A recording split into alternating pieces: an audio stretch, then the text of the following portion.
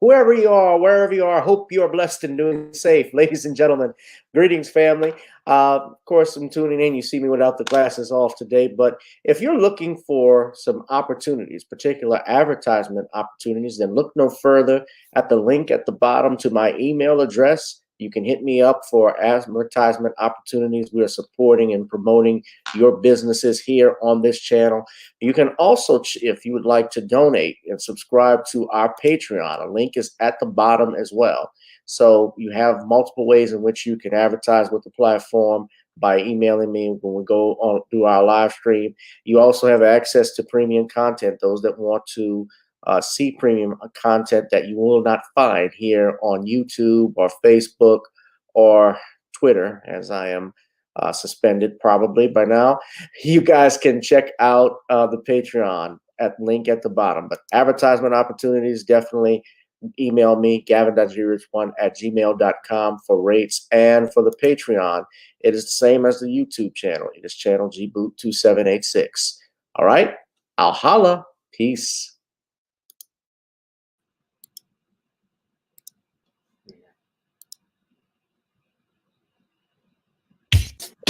Girl, come on.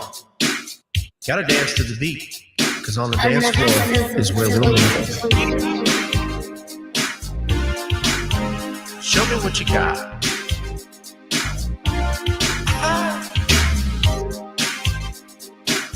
Gotta feel the groove. Feel the groove, get on the floor. Get on the... Right now the party's wasted. There's nothing much to do. But once the groove gets started, tell me, what do you have to lose? Just look into my eyes, girl, as we glide across the room. And what to my surprise now, the beat takes hold of you. Now if you're feeling like I'm feeling, so come on baby, let's start dealing. Time to get this party started. Ain't no time for the broken hearted. When the rhythm takes hold of you, there's only one thing left to do. Cause the beat is really moving. Time to get your body moving. Gotta get on up and move your body. Cause when the beat is really grooving, it's time to feel your body moving. Gotta get on up and shake something.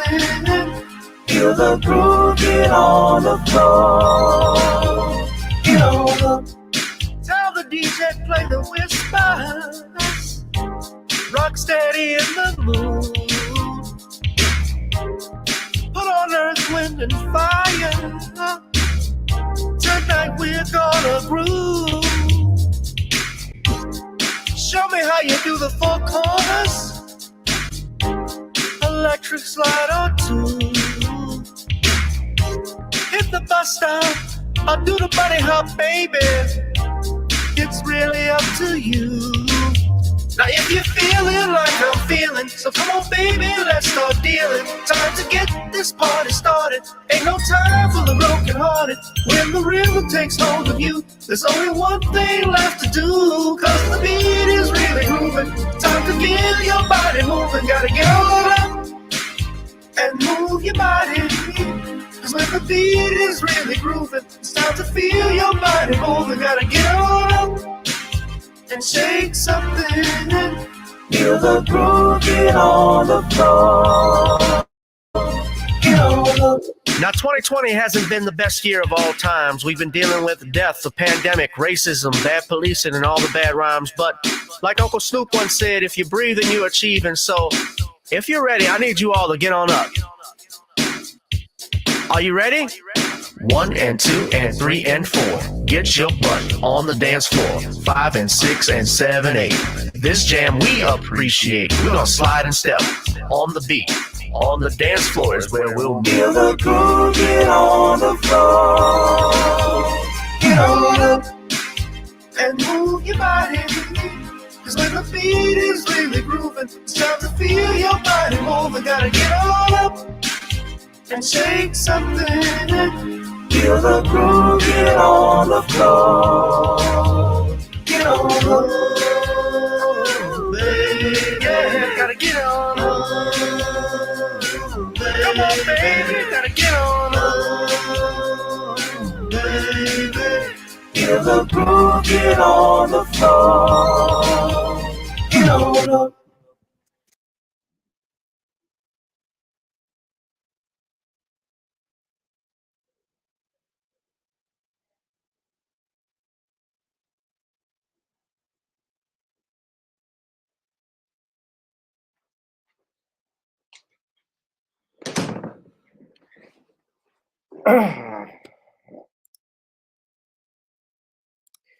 Hello, everyone. I know my timing was bad on the intro. I had to step out. What's up, family? How we doing tonight?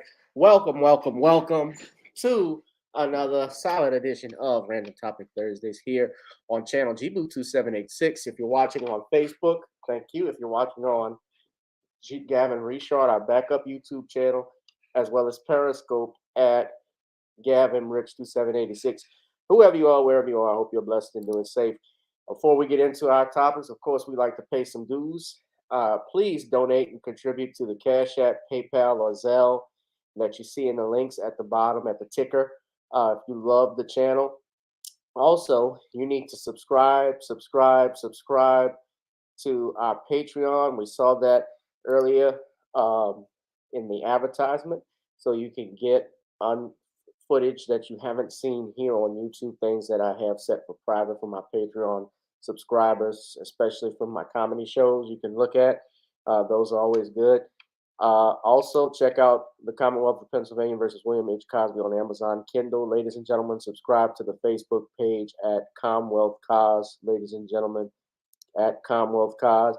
Also, we have our Nonny's Creole seasoning blends. Try it on chicken, meat, or fish. Nonny's goes great with every dish. Ladies and gentlemen, on our show, we have a great lineup. We're going to be talking about the biggest question, of course, is the NAACP relevant today? Following more backlash from Gabrielle Union, Dwayne Wade's presidential award, from the Image Awards, the NAACP Image Awards. Also, we're going to be talking about how Beetlejuice is gone from Chicago. Lori Lightfoot loses her re-election bid as mayor of Chicago for the first time in 40 years, I believe, since an incumbent mayor didn't win the race for re-election. And also, ladies and gentlemen, we will be discussing this topic. I wanted to address Stephen A. Smith and ESPN dropped the basketball on the Brandon Miller story, and I'll discuss that in a minute. But I want to bring in our guest, as always, ladies and gentlemen. It's good to see this brother. He's fresh of light every time he comes on. He is the author of The Man Crisis. He also hosts a live stream on Fridays, Friday nights. You can catch him. Our brother from Brooklyn, New York, ladies and gentlemen. Please give it up for Mr. Shawn James. What's up, Shawn? What's going on, Gavin? How are you? I'm doing fine, brother. How you doing tonight? I'm all right. Why don't you do a plug-in right now? The SJS Direct 2023 catalog kicks off with John Haynes, Godbreaker, and you can find that book right now in paperback or pre-order your own digital copy on Kindle, Smashwords, the iBookstore, Barnes & Noble, and Google Play right now. All right. And ladies and gentlemen, because we're going to be talking about Chicago, I had to have this brother come on. He is another fellow YouTuber. You've seen his channel, Your View. Please give it up for the one and only, my friend, Harvey Superboy. What's up, Harvey? How you doing, Gavin? How you doing, Shawn? I'm good, doing Harvey. Good, I'm doing good. How are you? Harvey, do you have anything you want to plug in, like another videos, some more videos that are coming up? Well, I got something up, but the titles. I'm going blank on the titles, but it's about the recent elections in Chicago and how the media coverage has been very one-sided. Okay. And that's basically about it so far.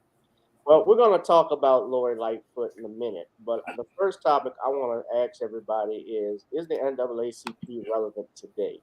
Now, I bring that up for a reason because, Harvey, your fellow Chicago native, Dwayne Wade, and his wife, Gabrielle Union, were given a presidential award by the NAACP, which was the 54th annual NAACP Image Awards. The award,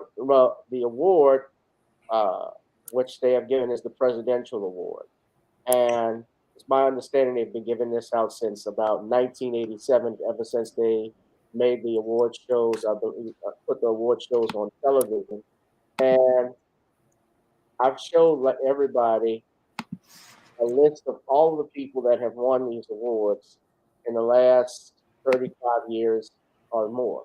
So what I have here, and I'm just going to put this up just so everybody to see this.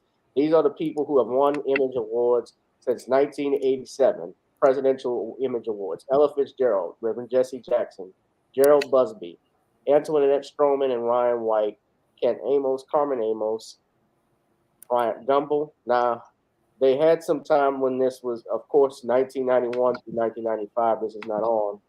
But you can see Brian Gumbel, Alexis Herman, Lauryn Hill, Tavis Smiley, Tom Joyner, Bill Clinton, Condoleezza Rice, Venus and Serena, T.D. Jakes. Now, wait, we go back to Tom Joyner. Remember Tom Joyner and Tavis Smiley? They were tight at one point, but then they started beefing a few years earlier when Barack Obama became president. Remember that? So, yeah. Soledad O'Brien, now Susan Taylor. Now, look at this. In 2008, Donald Sterling, the Clippers owner. Then after him, Muhammad Ali, Van Jones, Colin Powell. Here you go, Harvey, the Black Stuntmen's Association. And we know who helped co-found that, huh? Uh-huh. The Cos. Bill Cosby, yes. Kerry Washington, Spike Lee, John Legend, Lonnie Bunch, Danny Glover, Jay-Z. This is your part to do Jay-Z, Harvey. Yeah, I'm Jay-Z. NAACP Image Award player. Woo! Rihanna, LeBron James. Now look, Prince Harry, Duke of Sussex, and Meghan, Duchess of Sussex, and Gabrielle Union and Dwayne Wade. Now, I clapped back and wondered, what the hell did these two, before we get to Gabrielle Union and Dwayne Wade, what did Prince Harry and Meghan Markle do to get a presidential award? Sat down with Oprah. All right, that's fair enough. They really didn't do too much of anything. I think, first of all, do I think the awards shows are relevant? No, they haven't been relevant in years because it seems more like who's popular at the moment or who that they can pick. Well, I'm sorry. Well, Harvey, the question, well, I'll let you finish your comment, but the question is the NAACP still relevant? But go ahead and finish your statement. As a whole, no, they're not. They haven't been relevant in years because when you talk about other groups that have organizations for them, people don't even respect the NAACP. If you say the Anti-Defamation League, people start to shake. Yeah. NAACP, they like whatever. Right. Well, Adidas dropped Kanye West, although, yeah, they got to deal with him coming back. But honestly, I think those are contractual obligations that they still have with him regarding that.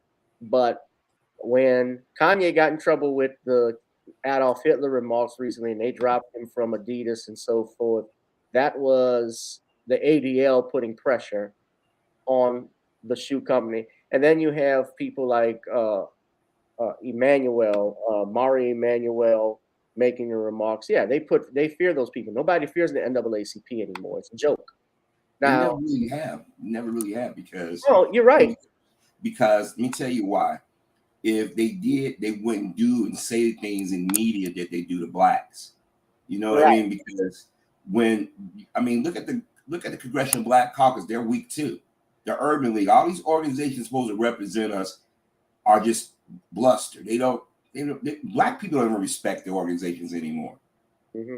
Well, the real thing about this, Harvey, and I talk about this in the Bill Cosby book, because I noticed that these groups like the NAACP, who I believe Bill Cosby was a member of, would, if I'm not mistaken, just from talking to Andrew Wyatt and just learning this, he gave the NAACP carte blanche to use his image and likeness for his life if they needed anything. And they said very little. But as you look, when he was going through his stuff, but as you look here, I talk about this. This is from influencewatch.org. The NAACP has a 501c3 status, which means they are tax exempt. They don't have to pay taxes. And in profits, they make $29 million a year. However, where they get their money, of course, is through donations. They get it through grants and other bequests, accounting for over 59% of all NAACP and affiliate revenues, which is about $17.4 million. Then 61 corporate donors, 20 foundations, and 7 organizations. And I went through this list Tuesday night. So you just look at the names here. From AT&T, Wells Fargo, the Ford Foundation, JP Morgan Chase, Bank of America, McDonald's, Walmart, Oakland Financial Corporation, United Parcel Service of America, Inc., Hyundai Motor, TV One. That might be the only black organization. And I think TV One has whites on its board, if I'm not mistaken. Coca-Cola Foundation, W.K. Kellogg, Atlantic Philanthropies, USA, Robert Wood Johnson Foundation, the Marguerite Casey Foundation. So Dunkin' Brands. So the point I'm making is you have corporate donors of mostly whites giving money to an organization called the National Association for the Advancement of Colored People. How are they going to push a black agenda if their funding is coming from white folks? It's not going to happen, is the point with that. And even if they mean good, and I'm not going to say that there aren't some that do, they are not pushing a black agenda. And you see that now recently because Gabrielle Union and Dwayne Wade came on that stage. They got an award, and Gabrielle Union started shaming black folk for not supporting trans people, especially something that is not even a child that's hers. This is her stepchild. This is her husband's son, who's now identified as a female, and his mother is against this. From the outset, right? The mom has been against this. Siobhan, you know what I'm talking about, Harvey? Siobhan's been against it. Shawn, you've heard this too. Yeah. Now, I can't play. Do y'all know I got a copyright strike for playing that video, just that clip? I got an email after I played this clip on Tuesday from Viacom CBS. They blocked my video. Mm-hmm. Now, Tariq Nasheed could share the video. I think a couple others have shared it. But when you got like 100,000 subscribers, people are not gonna mess with you. Well, you just hit plus Tariq got access to the media that we don't, and they don't want to make an enemy out of him. So they're gonna give him a little slack. They're gonna give him a little slack. But also, if you critique what happened, you get slammed because I got a copyright strike. I just talked about it. No, a restriction. Right. Well, you get if you're doing commentary, it's news reporting. Then it falls as under the Fair Use Act. So you shouldn't be getting a copyright strike. Now, sometimes it's automatic. I mean, I get copyright strikes for my own song, and y'all know if I'm the songwriter, I shouldn't be getting copyright infringement for sharing my own song. I'm a co-owner of that, but it happens because it's set on automatic. But bottom line is, if you just look at the video and realize, especially if I'm pausing and talking in between it, it's commentary, right? So it's fair use. Mm-hmm.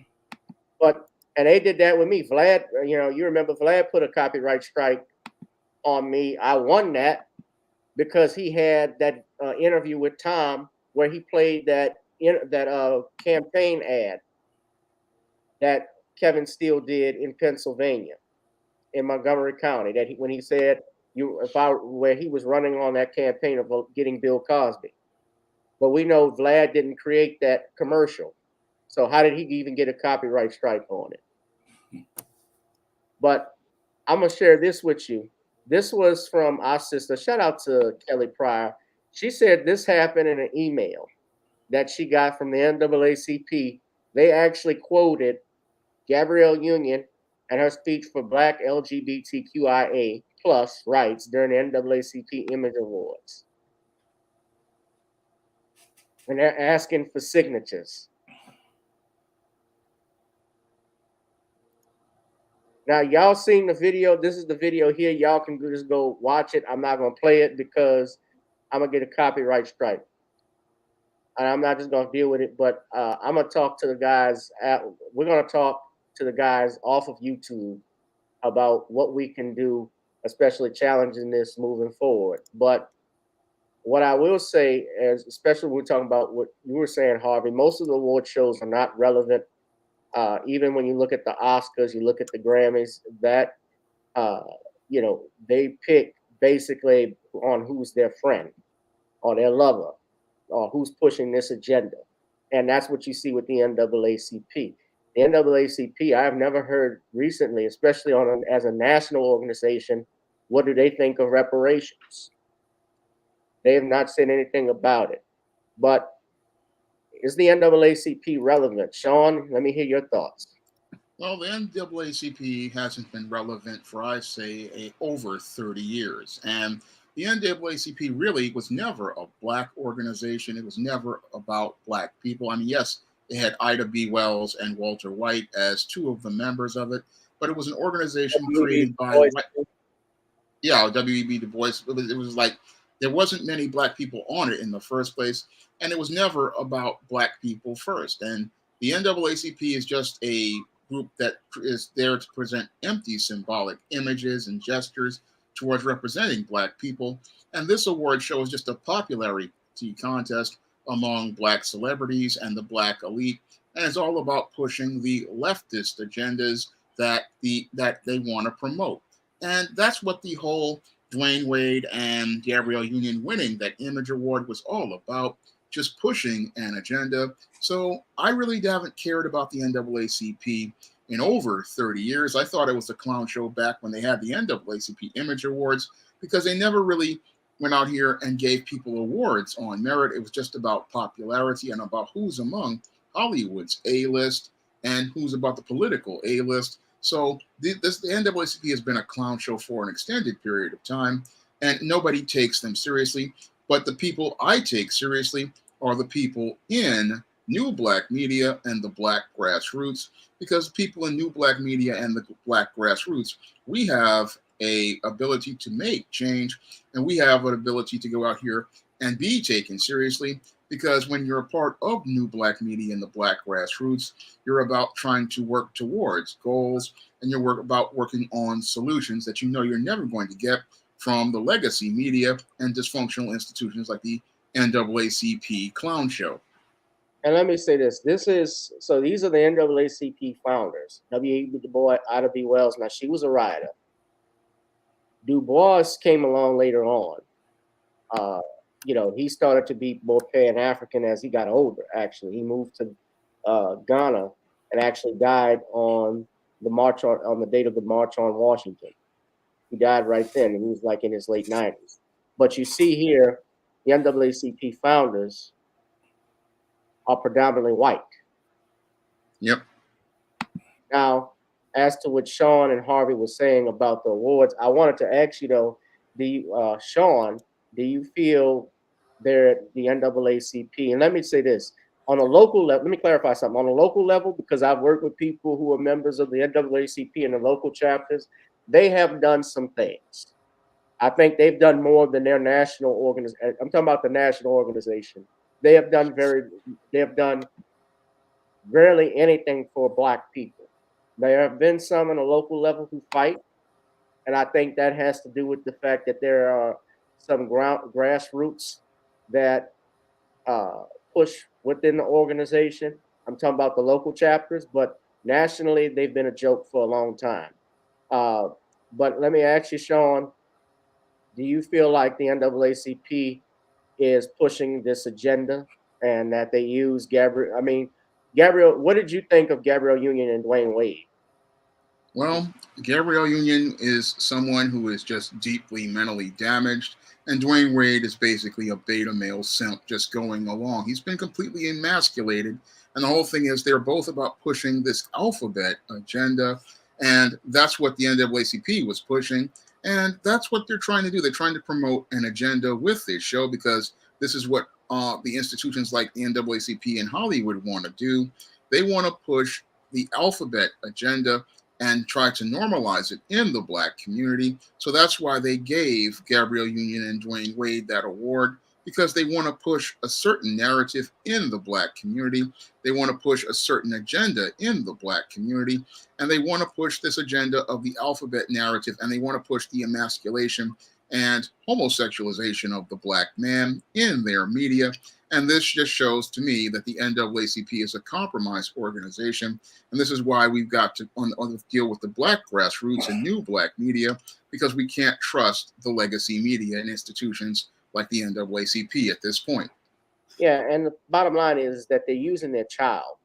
And a lot of these things with this agenda, the reason why there's pushback against Gabrielle Union, because people call her a witch, people were going at her. The reason being is the fact that you have a mother, Siobhan, who is this child's mother, and you as a stepmother, in my opinion, are overstepping your bounds, getting involved, taking him to gay pride parades. I mean, and I think this started when he was like 11 or 12. It's the age thing that's for me. If he's 19 years old and decides to do that, okay. But at 12, she's 13, grooming him. Yeah. At 12 years old. And, he hasn't even reached puberty yet. And there are videos online, if I'm not mistaken, Tariq Nasheed was talking about this, where this kid was even talking about how he was, was talking like a straight heterosexual boy, like girls and all of this stuff. And they've scrubbed that. They even scrubbed some stuff about that male nanny that was there that got in trouble with a couple of years ago. Remember that? Yeah. But, and a lot of people have clapped back at her, and they have some defenders. I think people wouldn't say much about it if they weren't using this child. You put your child, you want to defend your kids from being bullied and stuff like that, but you're using your child as clickbait, and especially and from my opinion, just looking at it, the mom, Siobhan, the ex-wife, she was talking about how they're using the child basically to get deals with Disney endorsements and how they'll get awarded with stuff. There's some truth to that. I believe there's some truth to that, because when you look at media, just look at how Hollywood treats the Black man. Every black male entertainer you see that I know of, at least currently in some way, shape, or form, and people have advanced, they put on a dress. Eddie Murphy, Martin Lawrence, Flip Wilson. Who else I'm leaving out? Chris Tucker when he did Fifth Element. Will Smith. Will Smith, yeah, he did Wild Wild West. Chris Rock even did it once in CB4. What's the one to take? Everybody hates Chris. He's on that show, Abbott Elementary. Oh, you talking about Tyler James Williams? He's done it. His brother's done it. Basically, half of black Hollywood men in Hollywood entertainment. Wait, Harvey, who's brother? Barkley, Barry Johnson. I mean, Wesley Snipes. Wesley Snipes. No, but Harvey, were you saying Tyler James Williams' brother? Who you talking when you said that? You know, his little brother. He was on a Disney show where I forget the Lab Rats. If I'm not mistaken. The girl? Yeah, when he put up in a dress, I think they was going undercover or some movie TV show he did when he was a kid. And you know how they do these little black boys. If they these movies with these white kids and they out in these shenanigans, they get the little black boy to play the girl or whatever. Yeah, it's just the thing. It's been going on since the 1960s, with 70s more so, when you started seeing more black people on television. Jamie Foxx with Wanda. And I'm not gonna lie to you, some of it was funny. I mean, it was funny maybe 30 years ago when you saw, as you get older and you see that every time a black man is on TV, he's either being feminized or emasculated. Now, if you put a black man on TV, he's not just homosexual, he's super exaggerated homosexual. I don't know if you guys remember that movie Mannequin with the late Meshach Taylor. Yeah. Portrayal. You couldn't have a black guy be straight. Hollywood, he had to be feminine, whether he said it or not. The Nerds movie, the brother that played, he couldn't be smart, but he had to be gay and smart. And he really didn't show his intelligence. He just pressed around dancing, llama, llama, llama, that kind of stuff. Yeah, when he had the the javelin, He had the it was like a freaking dildo. and look, and let me say this again. Whatever you do in your bedroom as an adult, that's your business. I may not agree with it, but I don't want to see anybody punished or discriminated because of a sexual preference. But right now, they are grooming black males. Charlamagne the God the other day said something that was really gay. If Adidas and Kanye work together, I'm going to do something, you know what I'm going with this. I'm trying to be respectful here. You see videos on Facebook and YouTube of black guys prancing around acting like women. You got guys who's supposed to want to be these big tough gang bangers. That's the video right there. Yeah. And you got these gang bangers now rationalizing having gay sex and say, well, I'm not gay if it's in jail. I'm actually Facebook friends with him. I mean, and the brother has range, but guess what? Everybody's black. He didn't act in a lot of movies and stuff, but they're going to remember that movie. Because even as a kid, 1984, I felt it offensive. That was 1984 when I saw that.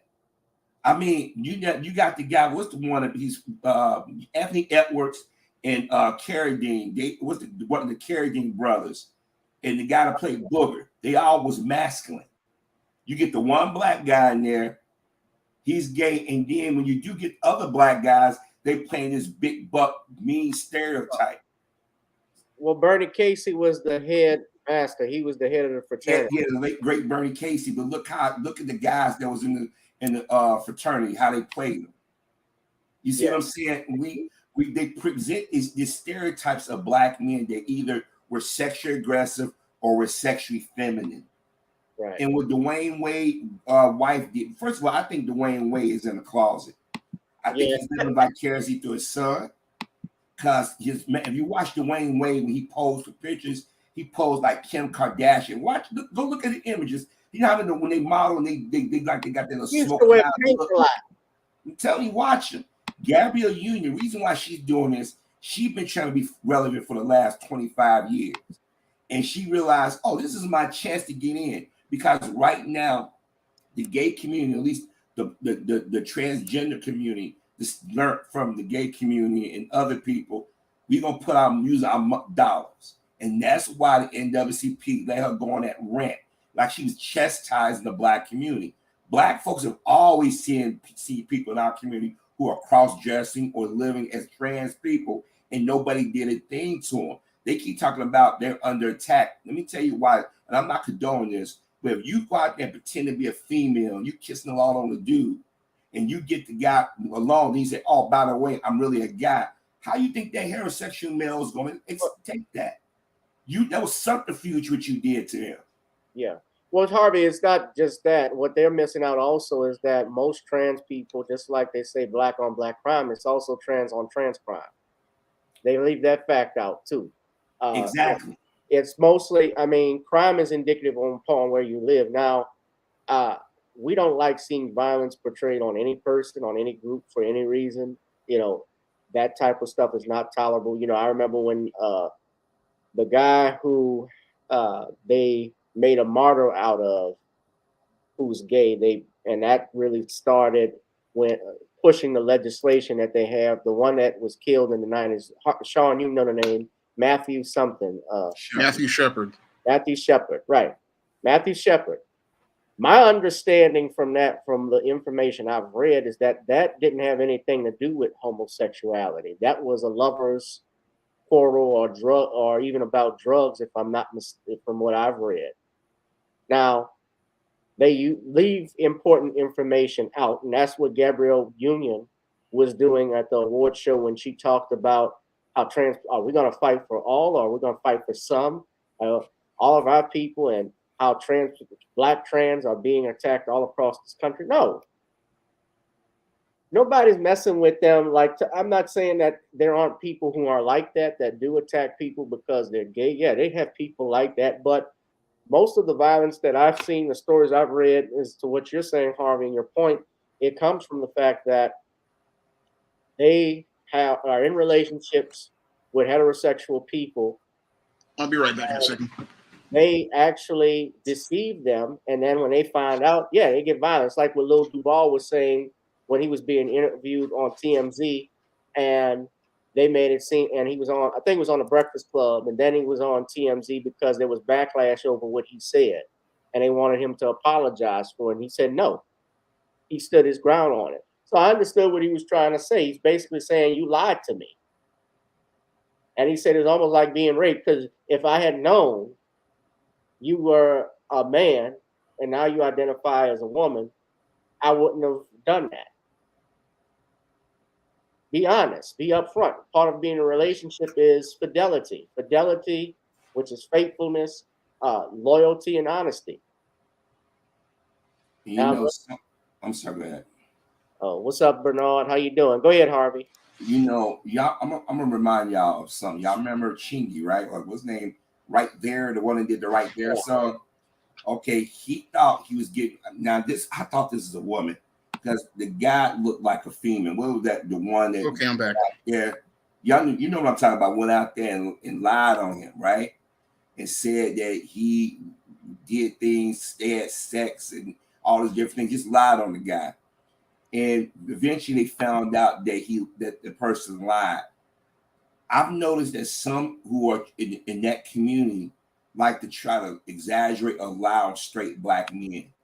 And if black men respond, you're called a homophobe or you're anti-transgender. And that part of the gay community learned from white gays in the 90s, put black folks in a box. I remember they was going after the black church. They was talking about the black church is the most homophobic, but yet when HIV was running rampant, when people was getting put out of their homes, what community they run to? To the black folks. And we took care of them. And we, like I said, I remember being a little boy going to school, seeing 6'2" drag queens walking up down the street, or those who you knew that was living their life as a woman. And yeah, there were some people who was cruel to them. I'm not going to say them lie. But for the most part, people like, you do you, we do us. But what happened was white gays said we need to advance. And they made a deal. They said the enemy of my enemy. So they turned their attacks on black folk. And for a good 30 years, we've been under attack. Now the transgender community want to reap the benefits because they tried to use Black Lives Matter. Have you remember when Trump was running and they had Bernie Sanders out there, and the gay blacks realized that the gay whites said, we don't need you niggas no more. We got what we needed out of the Supreme Court. So all of a sudden, the gay blacks started talking about Black Lives Matter. They talk about it, look, gay. And then all of a sudden, now they saying, okay, the trans community said, okay, we do the same thing. That's why they went after Dave Chappelle. That's why they started going after any black celebrity. What's the one that rapper that they went after? They went after Kevin Hart. They went after Kevin Hart.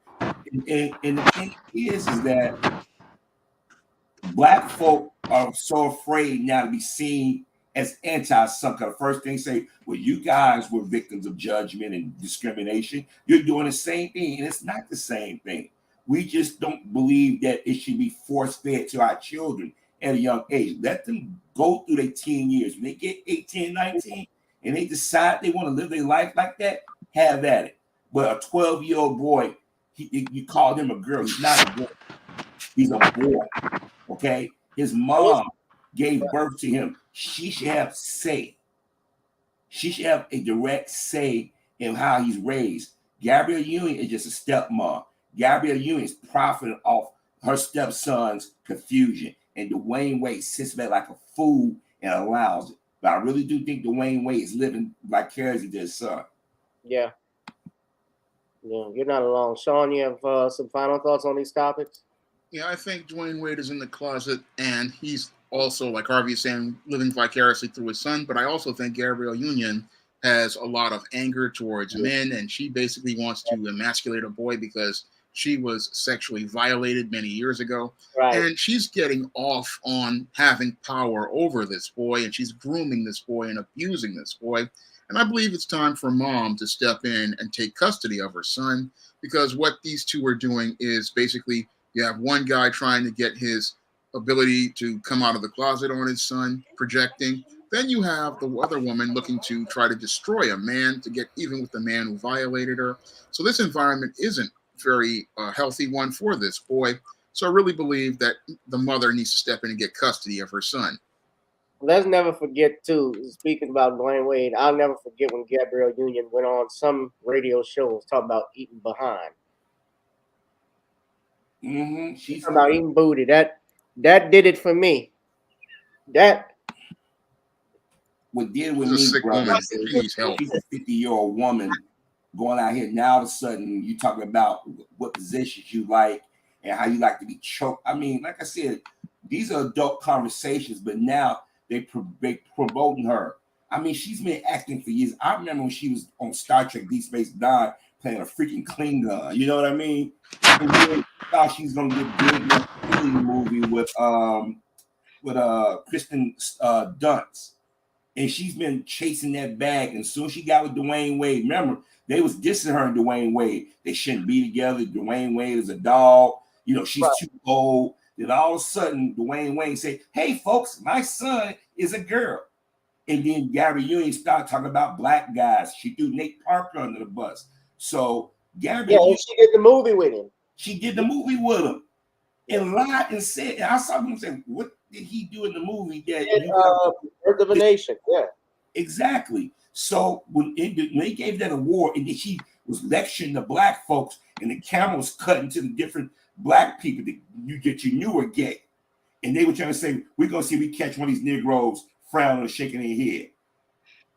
That list that you gave of all those donors, those are white corporations. Comcast stood out. For one, we know they lean politically to the right, but they said, we're going to give these Negroes money. So when they say something, they said, we're going to take it away from y'all. And we know we don't want to be moved away from the table, so to speak. So they didn't sold, they sold. So like Shawn said, I said, the organization and the awards they give out are not relevant. Yeah, it is not relevant. Definitely. Hit that like, share, and subscribe button, ladies and gentlemen. We talk about Bussy Eaton. Bussy Eaton, Gabrielle Union. Ugh, I eat ass. Damn, that's like that joke Kevin Hart did on Shaq's All Stars. At least I don't eat ass. I'm like, damn, she embracing that. And she was married at the time talking about it. So if your wife is talking about something like that, I mean, I look at the husband side eye. I look at any man that's married and your wife goes on national television like The View and talk about what's going on in your bedroom, and then want to chastise the community that supported you. Right. I mean, she's out there trying hard, because when they get tired of Gabrielle Union, you're going to try to run their ass right back to the community.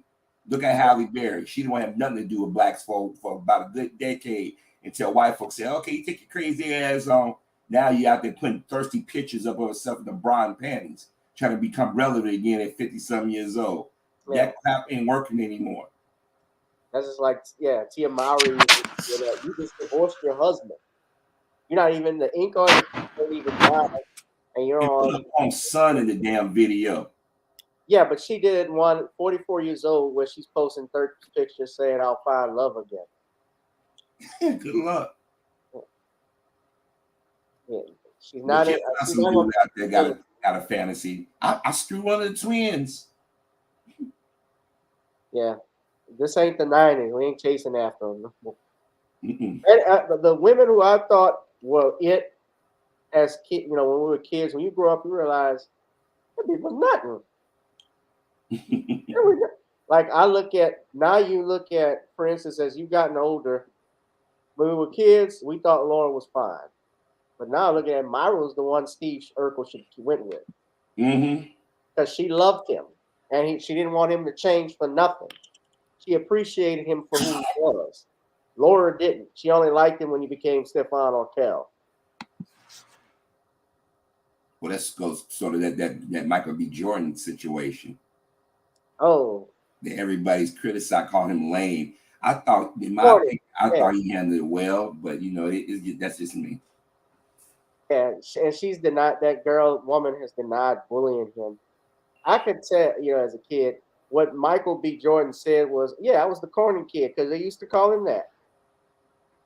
We were talking about that on Tuesday. And look, Michael B. Jordan, Joe Budden is even calling him corny. Now, what Joe Budden went was too far. And race had nothing to do with it. What it was is that, and I had bullies. When I was a kid, I'm not afraid to shame. I've said it in videos. I had bullies. I think all of us had bullies to a stream. But when a girl does it, it hit us hard as boys. Boys have feelings, because I had been many days I had to run home to my mama. Mama, she don't like me. She don't love me. And your mom reassure you and everything. But now that he's famous and got the muscles and the money and everything, she's like, oh, Michael, we go way back. And Michael like, really? Right, just look at how he's looking at her. Like he couldn't wait. Just look at that. Y'all see that? That's why I said, look at that look. He had disdain for her. She said some things that was a lot harsher. She probably initiated a lot, and he remembered that. Yeah, that's probably why. He looked like, please. Yeah, and she looking like Wendy Williams on the red carpet right there. 1980s version Wendy Williams. That orange hair. How you doing? Yeah, look, wait, just play a little. Jordan, the director and the star of Creed 3. And, we know each other. We go way back all the way to Chad Science in Newark, okay? The corny kid, right? No, I did not say that. Misquoted for sure. No, you did not hear me say. I said we used to make fun of the name. But, yeah, he is obviously killing things out here. How is the difference between... She wants the dick. Wait, you can tell it hurt him. I'm gonna tell you something. People don't understand. Yeah. When you're a kid growing up, and everybody goes through an awkward phase, and you always got that little clique of kids in the classroom that like to mess with people, and they just don't mess with people. They just keep messing with people. Now today, it's become more violent. These kids shoot up schools and form bomb threats. A lot of us just had to take the ridicule. But I think since he became famous, all of a sudden he's getting all these women coming at him. He's like, remember when I was a little kid with the locks that everybody said, oh, that's a little funny little scrawny kid on the wire, or all my children. Because I heard the interview where she said, yeah, we used to make fun of him at school. He used to walk around with headshots and everything. Yeah. He thought we were just weird. And you don't understand how that hurt people. People say, get over it. Yeah, easy said than done. The person's not getting bullied or mocked. You don't know how that hits people. I mean, like I said, there's things I laugh at now, like I went through it and made me stronger. But some things it hurts. And no matter how much you get, that's going to always stay with you. You hit the nail on the head, brother. I was bullied too. I won't get into everything. There was some things, man. I didn't been through it before. I had to, as they say, bite the bullet. Because there was times I wanted to react violently when I was justified in doing it, but my brother got involved and stopped me from doing it. Even though, and I'll be honest with you, I resented her for that for some time. I still get mad. I'll share it with y'all. I'm not gonna go in detail, but I still get mad over some stuff that happened to me when I was younger. There's nothing I can do about it. It's done is done. So I have to move on with my life. And the best way you get your revenge is how Michael B. Jordan did it. Because he got revenge by basically being who he is. I'm successful. I got money. I got women crawling all over me. He's killing the game right now. And she sees that and then wanted to act all, like everything was cool. But you could tell he remembered how she acted. I'm pretty sure she was the it girl in high school. And you look at the pictures. This is her here. Her name is Laurel. She's not a bad looking woman. She's fine. I say she's fine, but I mess with her. She's a attractive looking woman, but yeah. But like you said, when she was in school, she's probably the popular girl that every boy wanted to be around, every girl wanted to be. And she's probably sat at that lunchroom table cracking on him, and he was trying to do his own thing, and now he's worth something. Or you got women drooling over him. She's like, well, I want to be the guy, I mean, the woman that, I know him, and he maybe might give me some interviews, or I might got a shot with him now. And he like, not going to happen. Now, she hosts the Morning Hustle, which is a podcast, I believe, or radio. It's a nationally syndicated show. They don't play it here. I haven't heard of it, at least, because usually we get the Breakfast Club. So, but that's her. Yeah, she's not a bad. She's a fine woman, but I could tell her attitude stank. Oh, without a doubt. Sitting up there looking like a freaking tangerine. Shit.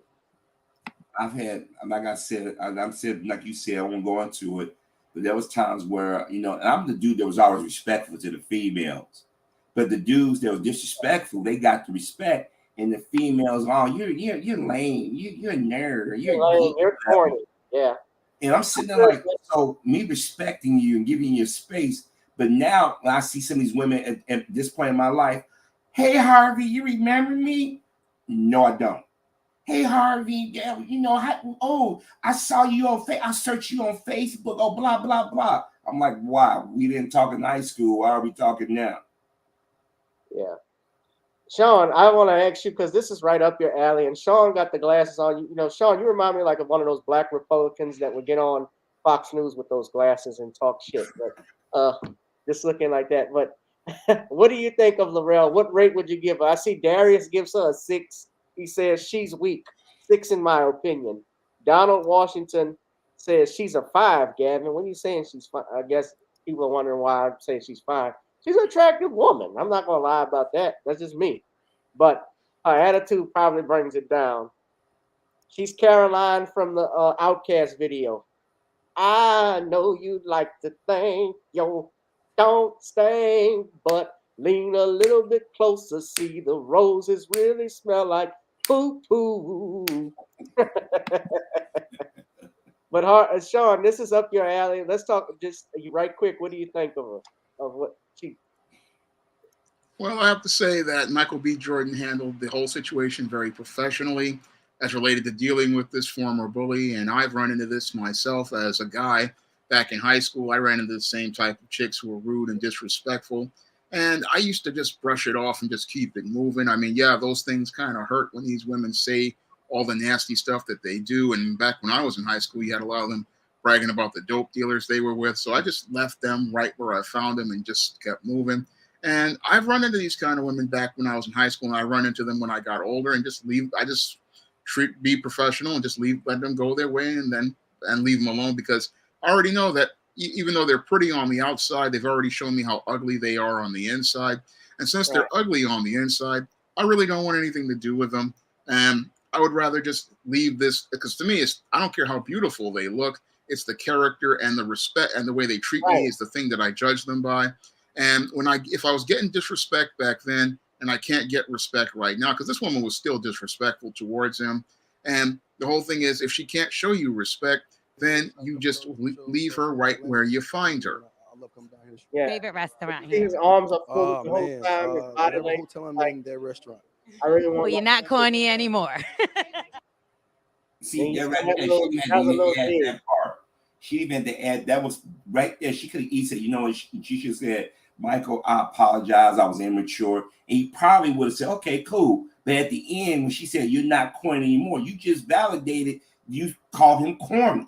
You denied it, but you turned around and then said at the end, you're not corny anymore. So you just admitted that you said it. So she didn't have enough common sense to understand what she was doing. But at the same time, you got Joe Weathers this being a respect issue. It wasn't about Michael dissing black women. I don't know where he got that from, because wasn't he just dating Steve Harvey's stepdaughter and wanted to marry her? So how is he dissing black women? I don't understand that. I'm gonna just say right here, y'all.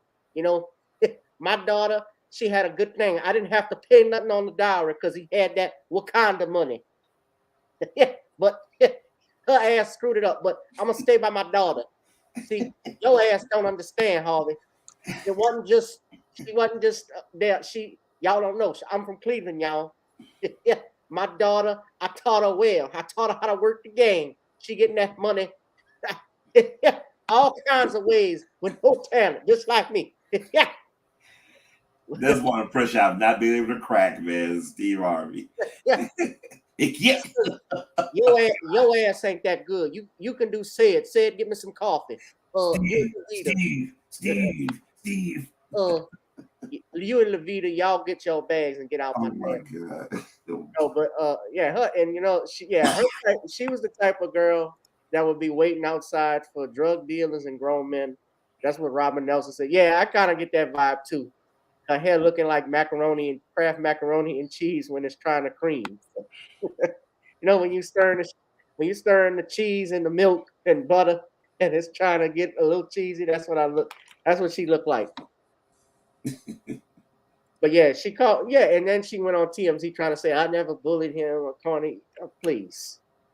But then she run to a white guy who known to put out racist things about black men to defend herself, instead of just saying, hey, you admitted that you talked about the guy when you was in school. Just say, hey, you know what? I was an immature kid and I apologize, and move on. Because obviously it bothered him for him to respond the way he did. Because I never see him do that on any interview, any show. You saw, even when you showed the image, how he looked at her, he had to stand for it, but he handled it professionally, like Shawn said. And the thing is that people think that black males, young and old, don't have feelings. They think they can say whatever they want and then think that we just supposed to put it behind, say, oh, bygones be bygones. Easier said than done. Everybody don't have that strong constitution to move on. Yeah. That's just me. And I'm gonna say this too. I met Michael B. Jordan actually a few years ago. He actually was filming a movie out in Baton Rouge, and he was very down to earth. I shook hands with him. I talked with him for a few minutes. He was walking back to, I think he rented a loft while he was filming the movie. And I talked to him and his bodyguard. I shook hands with him and applauded him for that for the Oscar Grant movie he did, Fruitvale Station. And very down to earth brother. He's nice. So, and yeah, he wanted to actually marry Lori Harvey. She didn't want to get married. So what more? Like what more did you want? Yeah, she chasing the well. I mean, you could say she's young and stuff, but they got girls who've married in their early 20s. They met the right guy. He was perfect. I'm not gonna say he's perfect because no man is perfect, but and I don't know what he was like privately, but what more do you want out of life? The guy had a career, he has money, and he loves you. He actually loves you and wants to spend his life with you. So, but I mean, to each his own. Yeah, if you're not ready, don't get forced to do something you're not willing to get. But y'all trying to attack the brother for being corny. That's the problem. Men wait till they get 40 years old. They want to complain about no, they can't find a good man. Well, you didn't just a good Right. man. Right, because you know what? She's not gonna find. I'm gonna say Lori Harvey would not find a man like Michael B. Jordan again. Not in Hollywood. No, not like that. All right, hit that like, share, and subscribe button. Yeah, I want your ass. I want all y'all. Y'all don't know what Harvey just did.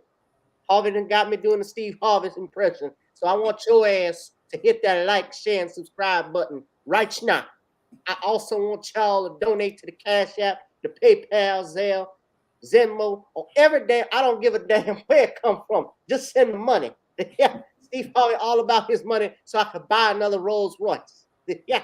Now, I want to thank Cheryl Massey because God done blessed you, and now you done blessed me. You gave me some money today. I want to thank you for giving your donation to the show, y'all. Y'all gave it to the ride. Now, I want to talk about our next topic. We're going to stay right in Chicago. We're going to talk about Lori Lightfoot losing the mayoral race in Chicago, a re-election bid. Now, I'm going to play this for y'all. Now, you know, I did a show in Chicago, but I had to leave Los Angeles, and I left all my damn employees up there, too. I left your ass with no warning. That's right. I dropped y'all like Dion dropped JSU. I went from an HBCU to a PWI, baby. Yeah. Did y'all know Deion Sanders is trying to get Colorado's band to play like an HBCU? Somebody told me that. I got to look at that. Deion Sanders is a joke, man. I'm sorry. Oh, come on, man. You can't talk about Coach Prime like that. I got to go to Corral. What he said the other day about black quarterbacks and linemen, man, that was an insult, man. I got to look at the whole video, but you look at it, you'll see. Yeah. Well, good morning to the both of you. 4 years ago, when Mayor Lori Lightfoot was first elected to the mayor's office here, it was historic. It made national news. She ran as a political outsider. Now, in her defeat, she is once again making national news. Obviously, we didn't win the election today, but I stand here with my head held high and a heart full of gratitude.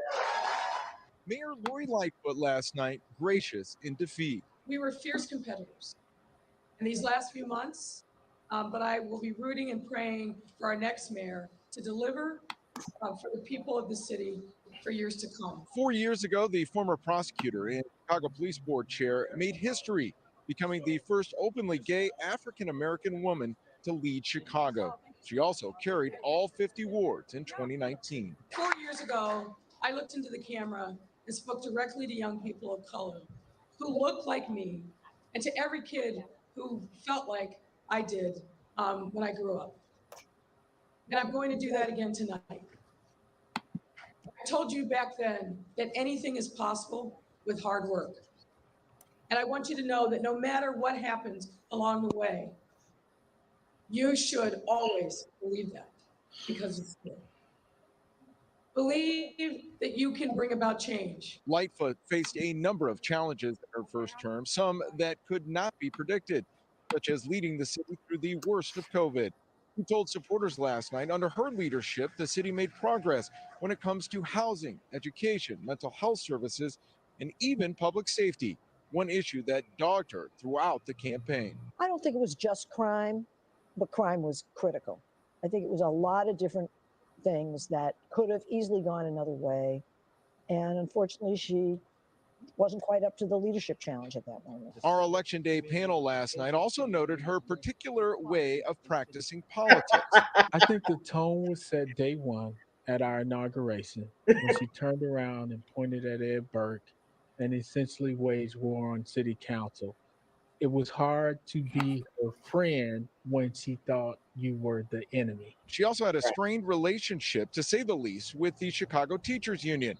Lightfoot didn't give any hints last night on what she may be doing next. This may not be the last time we see her in front of cameras. I have always believed that when a door closes, another one opens. For me and Amy.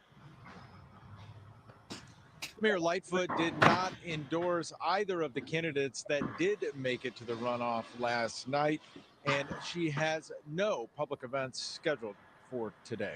We're live at City Hall. I'm Eric Run, WGN News. I'm glad you showed that clip. I met that guy before coming out of the supermarket. He was asking me about me and my service dog one day. But anyways, somebody said Lori Lightfoot looked like Grady from Sanford. You know what? I'm going to say this right now, and people are going to get mad at me, but I think it's disrespectful how people have talked about the woman personally. When you had two white mayors, Mayor Richard Daley, who's part of the Daley dynasty, the old man Daley and them helped rig the election to get JFK in office. Old man Daley's the one that had sent the cops in Grant Park 1968 during the Democratic Convention in Chicago. His son, Richard J. Daley, was a state's attorney that sent a lot of innocent black men that y'all see on the news getting out of jail during his tenure as a state's attorney. And during that 21 years as mayor, destroyed the black community on the west and south side. Then, of course, you got Rahm Emanuel, was part of the Clinton administration that helped push that 3-strike law and told Clinton and Obama, don't get caught going out talking about black issues. Lori Lightfoot did a lot for the city. I don't even live in the city of Chicago anymore. I still have friends and family acquaintances in there, and I take business. You had the west side of Chicago that had been just ignored for damn near 60 years. She got all kinds of development going up and down in that area. She got some parts of the south side going on. She got some parts of the north side that they're trying to gentrify. She's done a lot. What it is, they thought when they got a black woman or a black lesbian woman, they thought they got one of those sisters going to come in and jump and do their bidding. If you haven't noticed in politics today, if you got a white candidate, Republican or Democrat, you're gonna get a black female running mate. If you got a black woman that's in politics, they put us the face and they gonna pair it, whether it be left or right.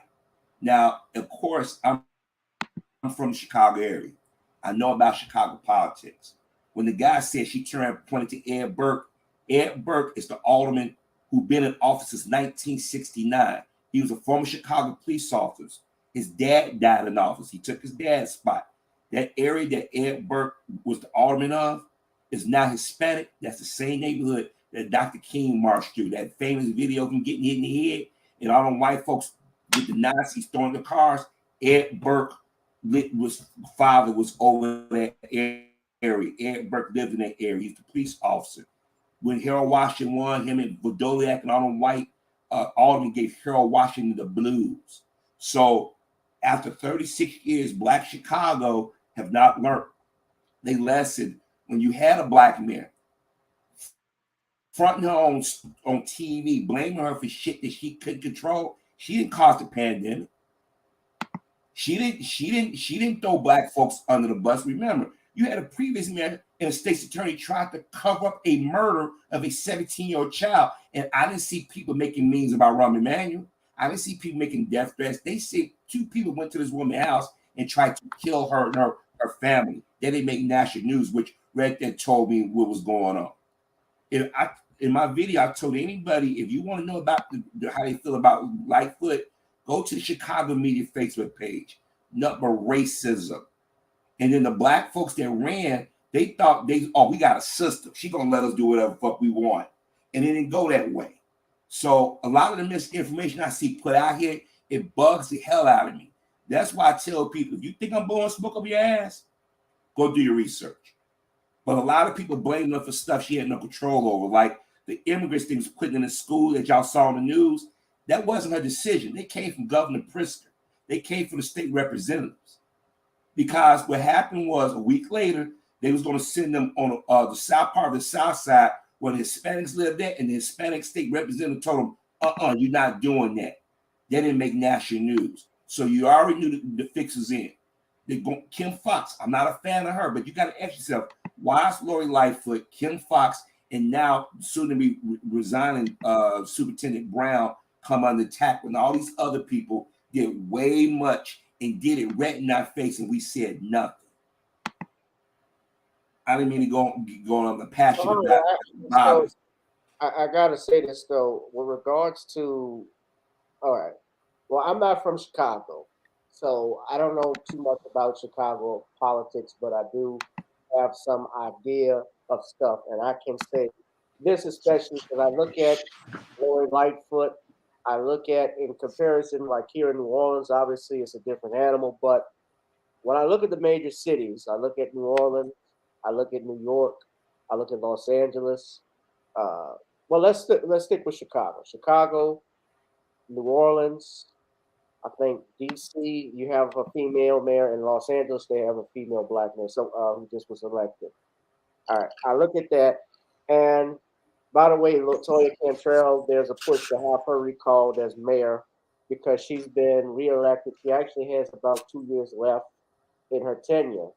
And while I call into question the people who are leading the recall, I can honestly say, and I haven't talked about it that much about her, these politicians in truthfulness have done very little, especially in our communities. And I look at the major cities where, and even if it's not a female, but even if it's a black male, these cities are run by mostly Democrats. They have some of the highest crime and murder rates, and they also are in the poorest sections. You look at Los Angeles, Maxine Waters, who's not mayor, she's the representative. She gets reelected time and time again in that district, and it's right next to Skid Row. So I look at that now, talking about Chicago and stuff, especially you mentioned the immigrants. She did support, from her own words, obviously getting more monies, especially to illegal immigrants that were there. And then on top of that, from what I read also, with the election, with the election coming up, she even made the remark that if you're not supporting me, then just don't show up to the polls. The point I'm making with that is never ever bite the hand that feeds you in politics. I'm looking at this, and there's things that I'm seeing, like what happened with, and Shawn, and you and I were talking about this with Stacey Abrams when she ran for governor, and she was throwing black men under the bus. Just especially if you have, now I'm not keen on who the people are who are running for re-election in Chicago. Harvey, you have more info on that than probably I do. Although I've looked at Dallas, who's running, and he's endorsed by the Fraternal Order of Police. So I think it's going to be another Joe Biden, essentially, where they're going back to blue. More than likely, he's going to win the election. But the point, I'm just looking at, I don't know for sure, but the point I'm making, I think what Lori Lightfoot messed up on is if she had done, I want to say, spoke more outreach to the black community, actually pushed a black agenda, especially up there in Chicago, that she was going to be supporting them, she probably could have gotten more votes and made the re-election. Just by looking at it, she finished third. So she actually got, looks like 17.1%. So she got 86,952 votes. Brandon Johnson got 103,387 votes. So he got 20.3. And Vallis got 172,093 votes at a 33.8 percentage rate. So, I mean, it's just wise from my view that especially nowadays, I think black people across these major cities, especially, are waking up. They're tired of democratic politics, especially when they look at their cities, their inner cities, and not seeing things done And I was listening to Dwan B show earlier. Shout out to him and Dr. Short. I think in general, people are frustrated with politics just in general. It's like with George Carlin. George Carlin was one of my favorite comedians of all time. He never voted, but he used to say he never complained about politics because it's like garbage in, garbage out. Politics sucks because the people suck. But that's just me. You're free to comment, or Shawn, you're free to comment if you had something to say. All right. Well, I'm not from Chicago, and I think Harvey has the best perspective on Chicago. But I can give you a story about what happened here in New York with our first black mayor. Now, back in 1989, we had David Dinkins, who was the first black mayor after 4 years of the failure of Abe Beame, 12 years of Ed Koch. And this first black mayor, David Dinkins, thought he was going to be able to come in and try to change New York City the same way Lori Lightfoot did. And what happened to David Dinkins was that he got set up by these politicians as related to his party to be their fall guy. He was set up to be the fall guy to take all of the blame for all of the failures of the two previous mayors in their 20 years in office. And as he was set up for failure, what they did was blame him for the sad state of affairs in New York City. And as they were out here blaming him for the state of the budget, the state of the crime that was out of control, because we were at, I believe, 2,000 murders for 1 year, 2,200 murders for the next year, or 2,100 murders, what they were doing was setting David Dinkins up and for failure. Because what happened was as he was in office trying to navigate with all these problems, he was thinking he had a chance at actually making some changes. But the only thing was happening was he was just basically being put there to be the scapegoat for all of the failures of the two white politicians who came behind him. And as they were setting him up to be the scapegoat, what happened was they were grooming another candidate, Rudy Giuliani, to become in as the great white savior. So the black politician comes in to basically be the crash test dummy for these white politicians who fail, and then they blame all of the failures on the black politician. And the message what they want to send to the people is that you cannot trust black leadership. This is what the insidious plan is with Lori Lightfoot. I believe happened to her was that she was thinking, oh, I'm going to come in here and be this reformer, not understanding that these white supremacists in politics were playing chess with her career while she was out here in her feelings about getting this high position, not understanding that the people who had put her in that position were only making her queen for a day, the same way they made David Dinkins king for a day. And then after they made this media spin, making him the bad guy, they set him up so that he could lose, and then they could install the white guy to become the great white savior. So what they do with black politicians is they allow them to come in and be able to run for office, and they run for office when after all of these guys screw up. Then they want to bring the black politician in, and then they want to say that the black politician isn't competent at their job, and they want to say that the black politician is not capable of doing their job, when in actuality, it's a whole rigged game. And when you look at the big picture, they really don't want to see the black politicians succeed because they don't want the black politician to be the image of competence. That's what happened here with Lori Lightfoot, the same thing that happened with David Dinkins. You had the media making a lot of stories about crime. You had a lot of media stories about everything being out of control.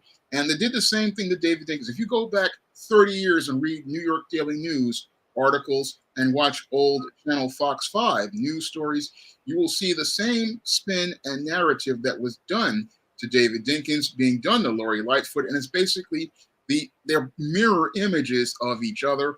And it shows how the white supremacist basically sets up black leaders, not for success, but for failure. And they use that as a way to traumatize people into not voting for the black candidate by associating them with failure. And when they associate the black candidate with failure, what that does is make them look at white candidates as the saviors and the ones who will clean up everything So you got to really look at the big picture here. And I look at the big picture with Lori Lightfoot. And again, she was never meant to have success, and they meant for her not to have success. They basically wanted to go and make the empty symbolic gesture of a black alphabet mayor. And after they made that empty symbolic gesture, they got everybody in their emotions about her success as a black mayor and winning the office. But after that, they were setting her up to tear her down so they could build up the great white savior candidate. So I look at the big picture here at Lori Lightfoot. And again, she basically was set up for failure. And they do this to many, not only black political candidates, they do it to black executives as well. And they do it, this is an old game that the white supremacists in business and politics play. What they do is take a black person and they go out here, make them believe that they're going to have success. And because they're so in their feelings about the attention they're receiving, they think they're going to go somewhere. And they're trying to go out here and build, not understanding you were just being in a bad situation, and she wound up in a bad situation. And again, she didn't really go back to the black grassroots. That was a major mistake on her part, because if you went to the black grassroots, you'd be able to get the votes to be able to compete in the primary. And that's something that many black politicians make the mistake of, because they get caught up in that white acceptance and that quest for white acceptance in white social circles. And what happens is they wind up alienating their black political base. And that's why they wind up eventually getting set up to lose in the end. The same way Lori Lightfoot, what happened to her is the same thing that happened to David Dinkins. And again, if you look at the articles, you'll see a parallel between the two. Because as I was looking at more and more articles on Lori, and I started seeing David Dinkins, and I started to see the game of chess that the white supremacists who control politics are playing. And I see the game that they're playing, and they basically set this woman up to fail. Yeah. Amen. Thank you, Shawn. I've been trying to get people to understand. When Gavin, you said she came in third. Let me tell you who voted for her and who didn't vote for her. Paul Vallis, he was part of the Daley administration back when I was in school. Okay. They privatized the schools. The Chicago public schools today are in trouble because of it. Paul Vallis got all the white vote on the north side, on the downtown area, a lot of the white businesses, and then the police department, fire department. Then Brandon Johnson got the vote, a large number of vote from Hispanics and Asians in the LGBT community. Surprise. Everybody got this myth that Lori Lightfoot, she was a lesbian, she did things for the gay community. No, in fact, she didn't. She did more for the black community, and that's why they turned on her. Remember, if you guys remember my videos, I told you about the guy, Ray Lopez. He's an alderman, right? He went to Fox. Fox do not like Hispanics. They definitely don't like gays. If you're a Democrat, why are you going to Tucker Carlson and Sean Hannity? That should have told y'all something right there. Then you got the major corporations. Viacom owns CBS. They are biased against her. NBC is owned by Comcast. ABC is owned by Disney. WGN is owned by Nexstar. Used to be under the Tribune. You obviously got Fox. Remember who first attacked her was the Trump administration. Hell, Barack Obama didn't even call her to congratulate her. Remember how Oprah was all cool with her for a while during the pandemic? And then all of a sudden the media was saying why she's only focused on the black community during the pandemic, because it hit the black Chicago very hard. All of a sudden they started to attack her. And then when she got tired of it, she said, I only want to speak to black journalists.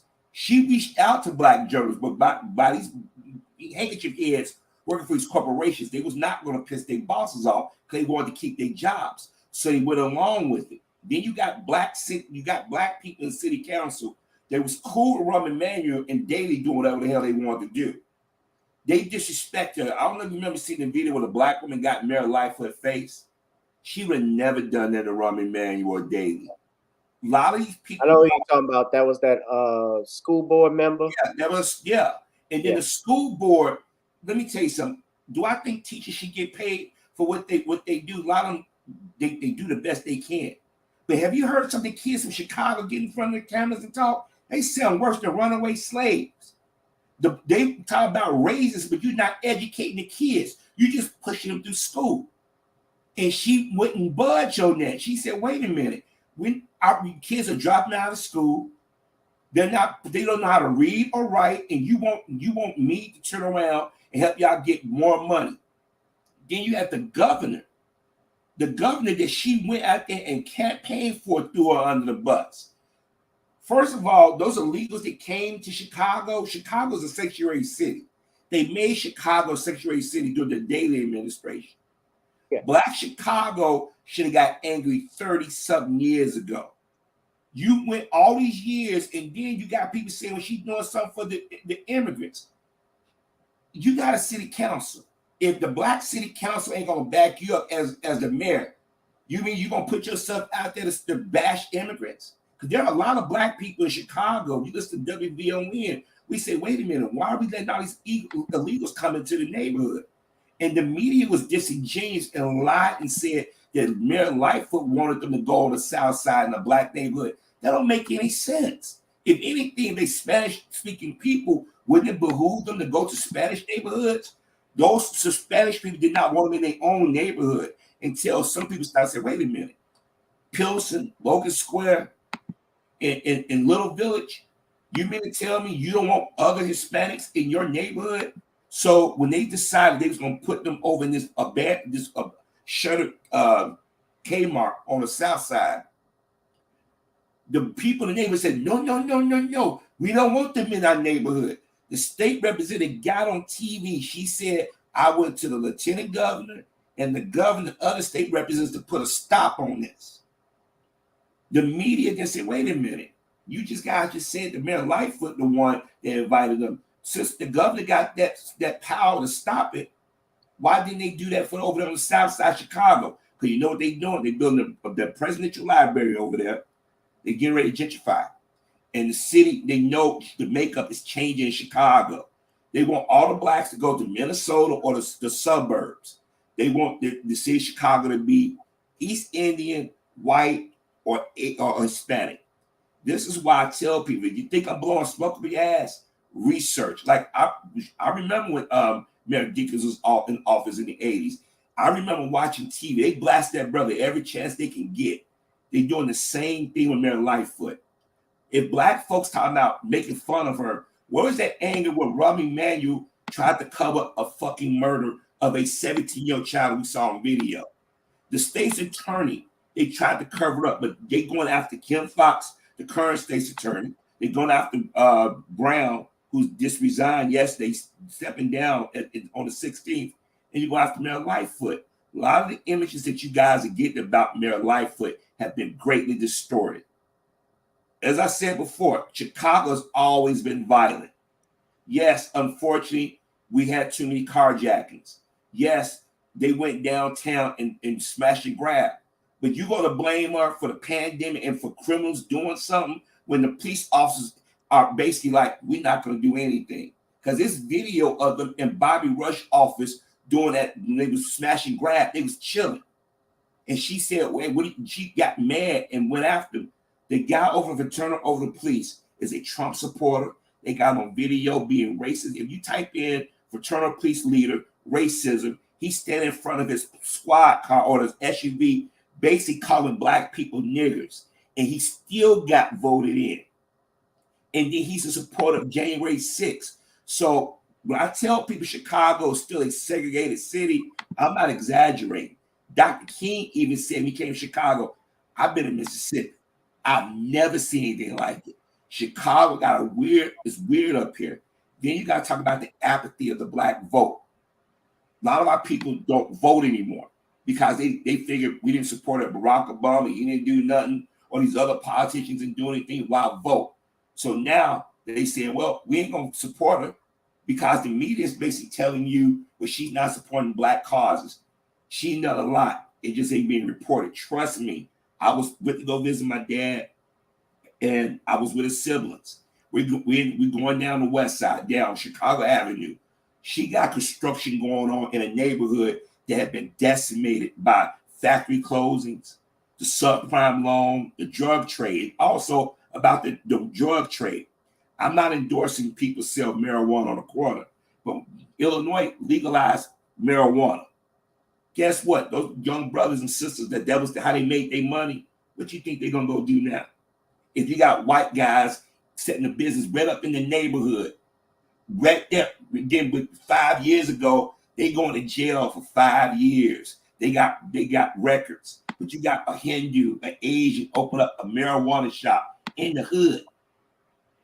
Think about, there's a lot of moving parts. And when I see people attacking this woman and being personal about it, I'm like, y'all really don't know. It's bugging the hell out of me because they manipulating the images.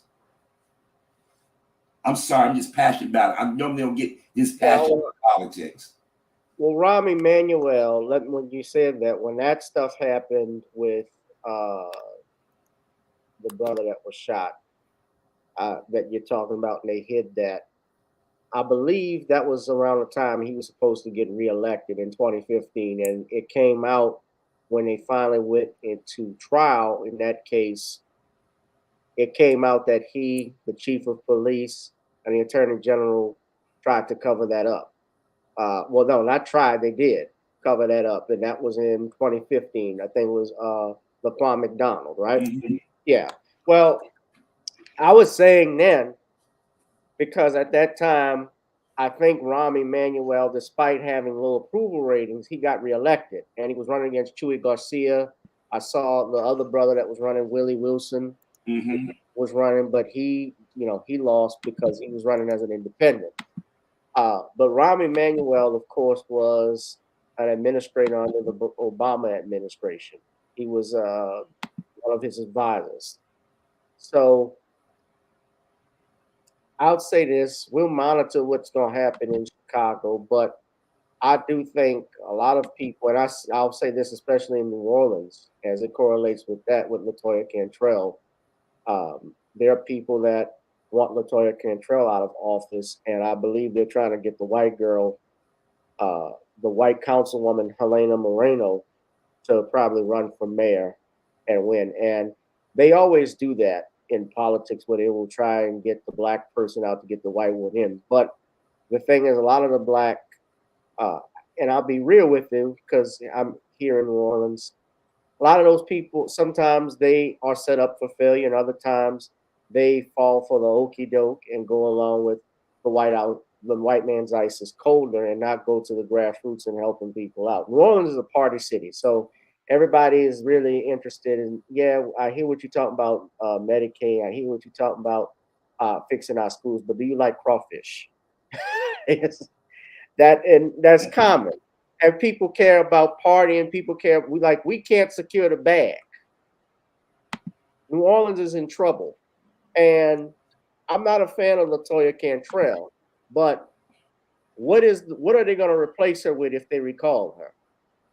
Is what I'm looking at, and we're going to see what happens in Chicago. Chicago is the third largest city in the United States, so I can imagine. White guy going to win. Paul Dow's going to win. I'm telling you. If the brother do win, I believe he will.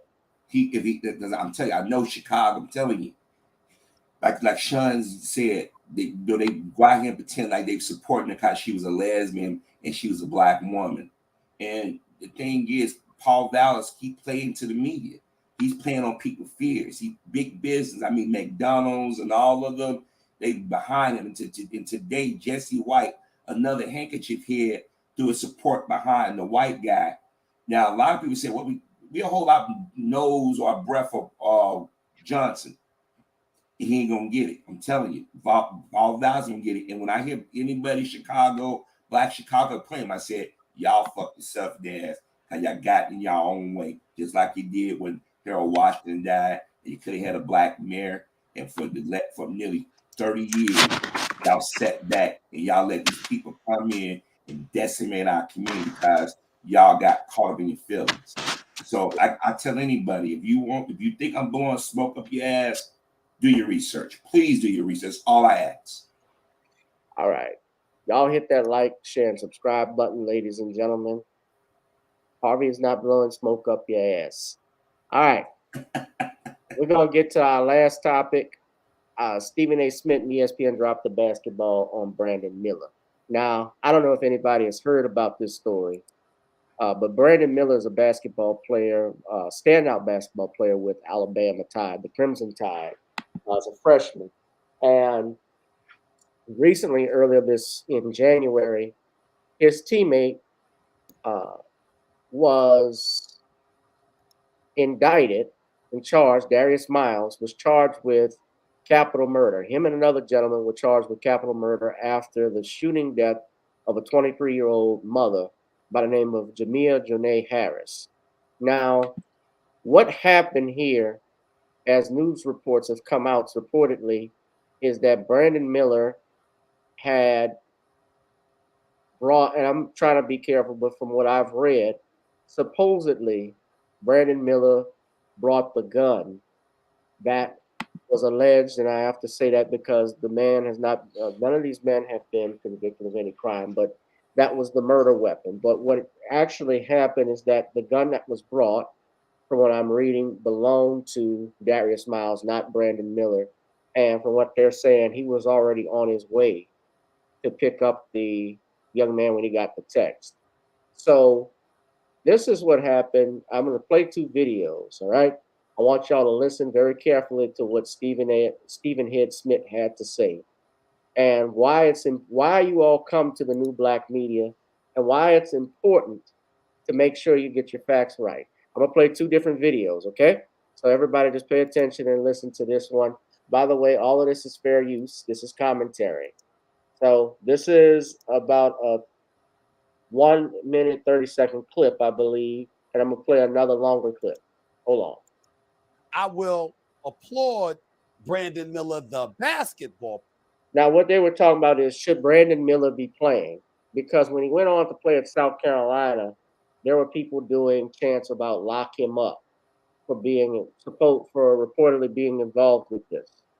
And also, something happened at the game where Brandon, I think recently, did a pat down check, which is a pre-entrance thing that he does whenever he comes on court. So he's been doing it for a while. So it's not the first time he did it. And the Alabama coach, Nate Notes, got called out for not checking him. But he does a pat down. So but he's been doing that all year. So nevertheless, and I'll show you that clip as well. It was probably unwise of him to do that, especially if he's a person of interest in a homicide investigation. But I'm gonna finish the video.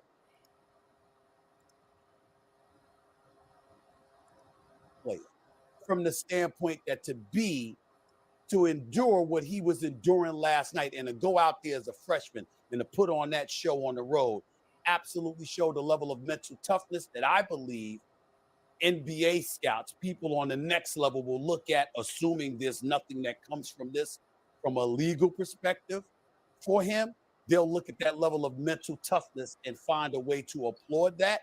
And as a basketball player, I'm not saying that should be applauded, but as a young man, I want Brandon Miller to think about this. You didn't pull the trigger. You didn't shoot anybody.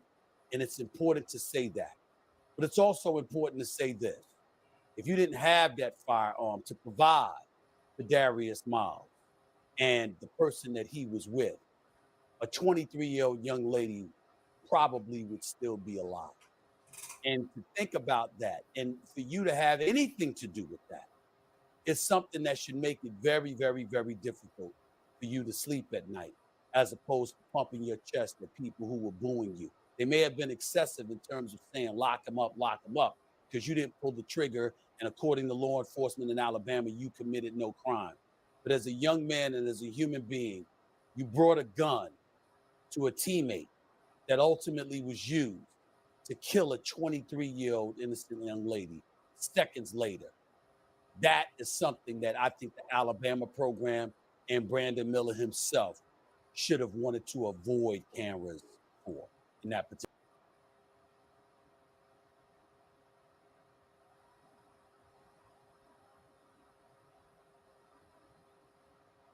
I think that I would.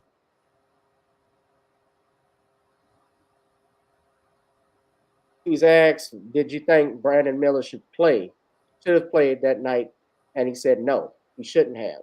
Now, I'm going to play for you another clip that's a little longer that was on ESPN. I think it was from a few days ago. All right. Now, listen to this. Now, this is on ESPN. This is on First Take. This is the athletic director of Alabama, Greg Byrne, and he was being interviewed on ESPN about Brandon. Brandon was already on his way to pick up Darius when Darius texted him. Brandon never left his vehicle and was not involved in the collection of the weapon. The shooting occurred just seconds after Brandon arrived. Brandon has been fully cooperating witness and is not a suspect. Yesterday, we began to hear some new things from the hearing, and Coach Oates had just come out of practice and did not have the information from the hearing when he was talking with the media directly after practice. He did not handle that in a way that he should have. We've addressed that with him. What is your response to that, that there is preferential treatment given because of the season that's going on and because of the level of ability of the player and players involved? What I have tried to think about this entire time is let's do what we think is right. Let's make sure we are honest. Let's make sure that we cooperate, that we support law enforcement and anybody else out there that needs to be supported through this. And, you can control what you can control. I can't control whether somebody immediately goes to that as their thought on this. What I felt is that Brandon needed to be treated fairly like any other student athlete. Points, including a game-winning layup in the final second of overtime as Bama beat South Carolina last night in Columbia. After the game, Alabama head coach Nate Oates addressed the media. I want to address yesterday's press conference and my response to the Brandon Miller question. I'm not here to make excuses, but I want to make it clear that I didn't have the details from the hearing that morning since I was coming straight from practice. Y'all hear what he said, what they've said, that Brandon was not involved, so he's not a suspect, right? He didn't have the shooting occurred after he arrived, according to the athletic director, from what they saw at the preliminary hearing, right? Mm-hmm. Okay. So everybody follow. All right.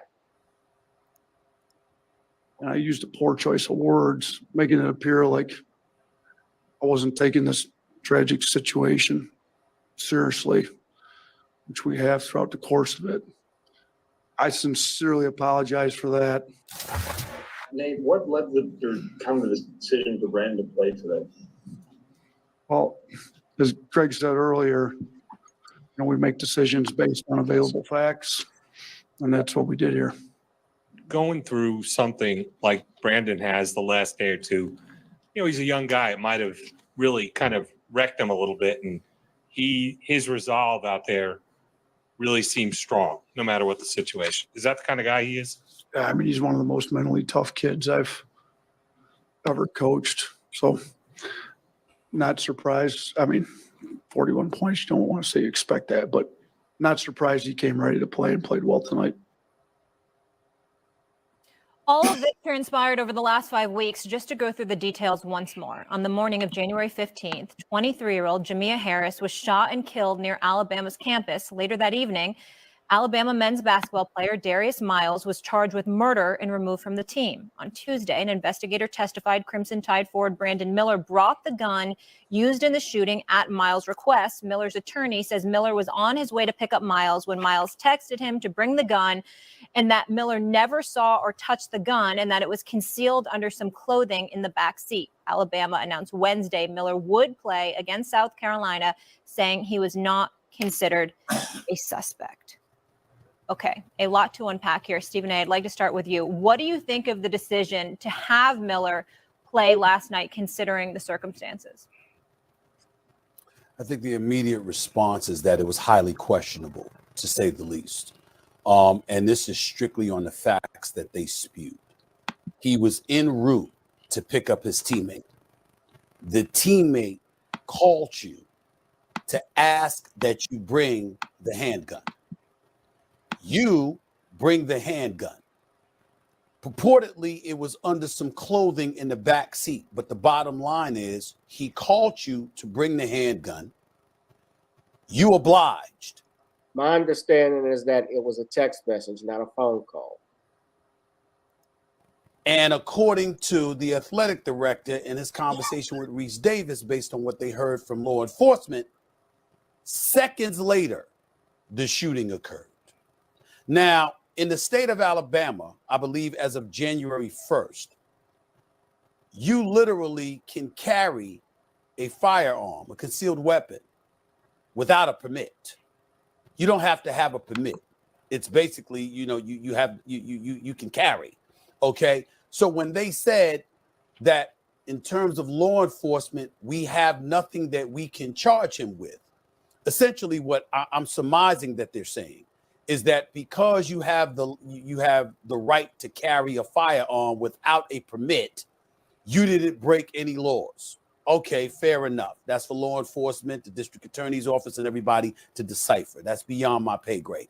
But what I can say to Brandon Miller, who is absolutely a sensational basketball player, is that you are lucky you're not in the state of New York, you're not in the state of New Jersey, or someplace like this, because first of all, you would have had the firearm, and you might have been considered an accessory.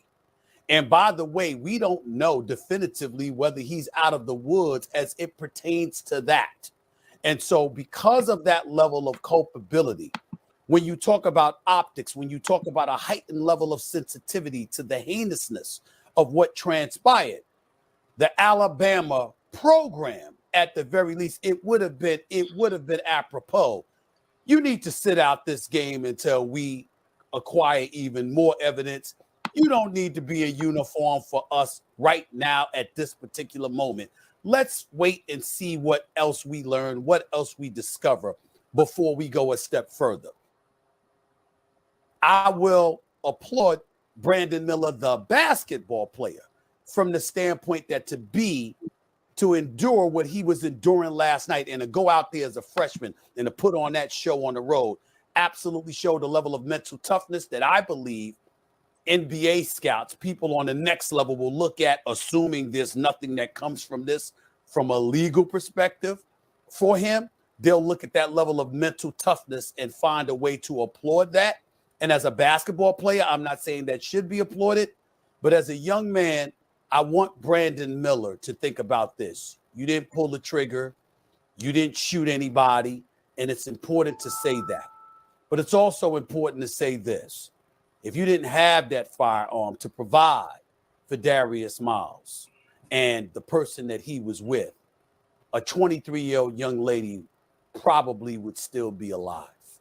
And to think about that and for you to have anything to do with that is something that should make it very, very, very difficult for you to sleep at night, as opposed to pumping your chest at people who were booing you. They may have been excessive in terms of saying lock him. All right, I'm gonna stop right there. So y'all saw this shit. And with Stephen, now the athletic director has already stated what the facts were told to him by police. That Brandon Miller had nothing to do with the shooting. Am I right? Mm-hmm. There was no. My understanding, the gun that was used was already registered to Miles. Am I right? So the shooting had started. If you remember what the athletic director said, it had started sometime, I believe, when he arrived, a few seconds later. Or it already happened. Am I right? So Stephen A. Smith and ESPN, who are analysts, who are journalists, who are paid multi-million, Stephen A. Smith, I believe, is the highest paid journalist, sports journalist on television. ESPN papered him up. And remember, Stephen A. Smith even said before, remember that remark he made, that video I played? He says, my goal is to make money for my bosses and how I could get a piece. I'm paraphrasing, but how I could get a piece of it.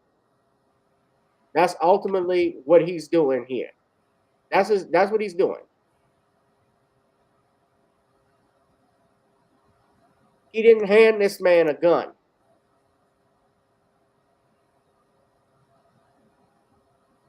He was already on the way when he received the text, from my knowledge.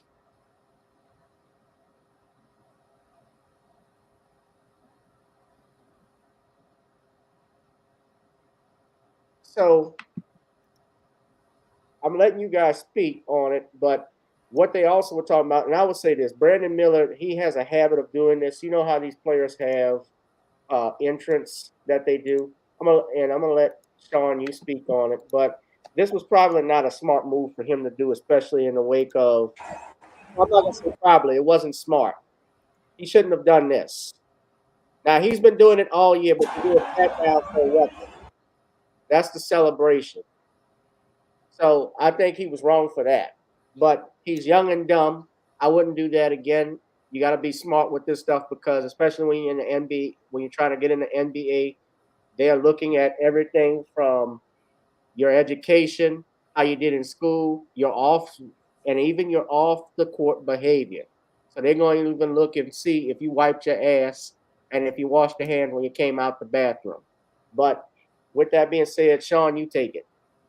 Well, it looks like to me that Stephen A. Smith was running his mouth, and he really was not showing good professionalism as a journalist. Because if you're a journalist, whether you're a sports journalist or an entertainment journalist, your job is to make sure that you get the facts and make sure that you present the facts as they are present as they're out here objectively. Instead, what he did was bring his emotions into things and decided to bring his subjective opinion in on this case.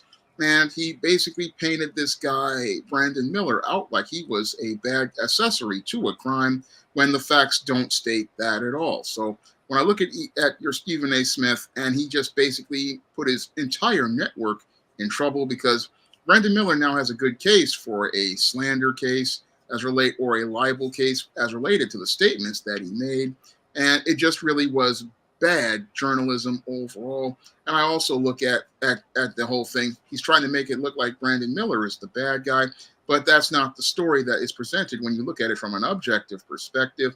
And again, if you're a journalist, your job is to present the facts and not bring your own personal opinions into things. And I look at this whole case again, he's just looking to make the black guy into the bad guy. And that really just shows that he's just a super bootlick. And this is just embarrassing for him to do. It just is extremely unprofessional and just not something I would want to see as related to journalism. And it really makes ESPN's credibility look bad overall. All right, Harvey. Stephen A. is doing what Stephen A. does best. ESPN is doing what they do best. Anytime these young brothers get caught up with something or even have a real connection to it, they had to paint him as the bad guy, and it's sad. Now, the school, if they thought the optics was bad for him to play, they said, Brandon, just sit this game out for a while. You know what I mean? You didn't get cut from the team and everything, but at the same time, law enforcement said that he's not a suspect. So the kid, he's stuck. He's damn if he do, damn if he don't. I mean, I saw the game, and they was cruel to him. They was saying, and the kid go out there and do what he did. Let me take that back. Young man, I apologize. The young man to go out there and do what he did, tell you he's tough, but at the same time, you got adults on TV making it seem like this young man did something nefarious. His teammate is the one that pulled the trigger. His teammate is the one that committed the murder. Now, we don't know why he got the gun or whatever, because the teammate could have been saying, hey, I'm being harassed, I'm being threatened. We don't know. But for Stephen A. to sit there and say, you got to have this in your mind that a woman is dead and basically saying it's your fault, I think that's too extreme. I really do. And you have to be careful what you say, but at the same time, ESPN and Stephen A. have a history of doing this to black males in sports, Right. whether it be high school level, college level or professional. And Stephen A gets away with it because he know that we're going to complain about it for a few days and we're going to move on to the next Stephen A outrage. You know what I mean? And Disney don't respect the Black consumer. And we don't respect ourselves because at that point, we can get on social media or we can call ESPN or tell our cable providers hey, we're going to cut the cord if you don't reel in Stephen A. Because Stephen A has contributed to a lot of the negative imagery that Black sports players go through. Like I said, whether in high school, college, or professional sports. And the school really don't give a damn as long as the kid wins. So like I said, everybody is pulling the kid in this direction and doing this and doing that. But Stephen A should never got on that platform and basically blame that young man for that murder. Blame the one who pulled the trigger. Right. And that's the ultimate thing. Nobody's talking about Darius Miles and the other individual that was arrested. I think his name is okay. So his name is Davis. I think and he is the one. These two are the ones that are charged now. Michael Buzz Davis is his name. Now, where it's found out they're presumed innocent, and this is the thing I always say this because this is my field as an attorney. Every person is presumed innocent until proven guilty, and that's the main thing.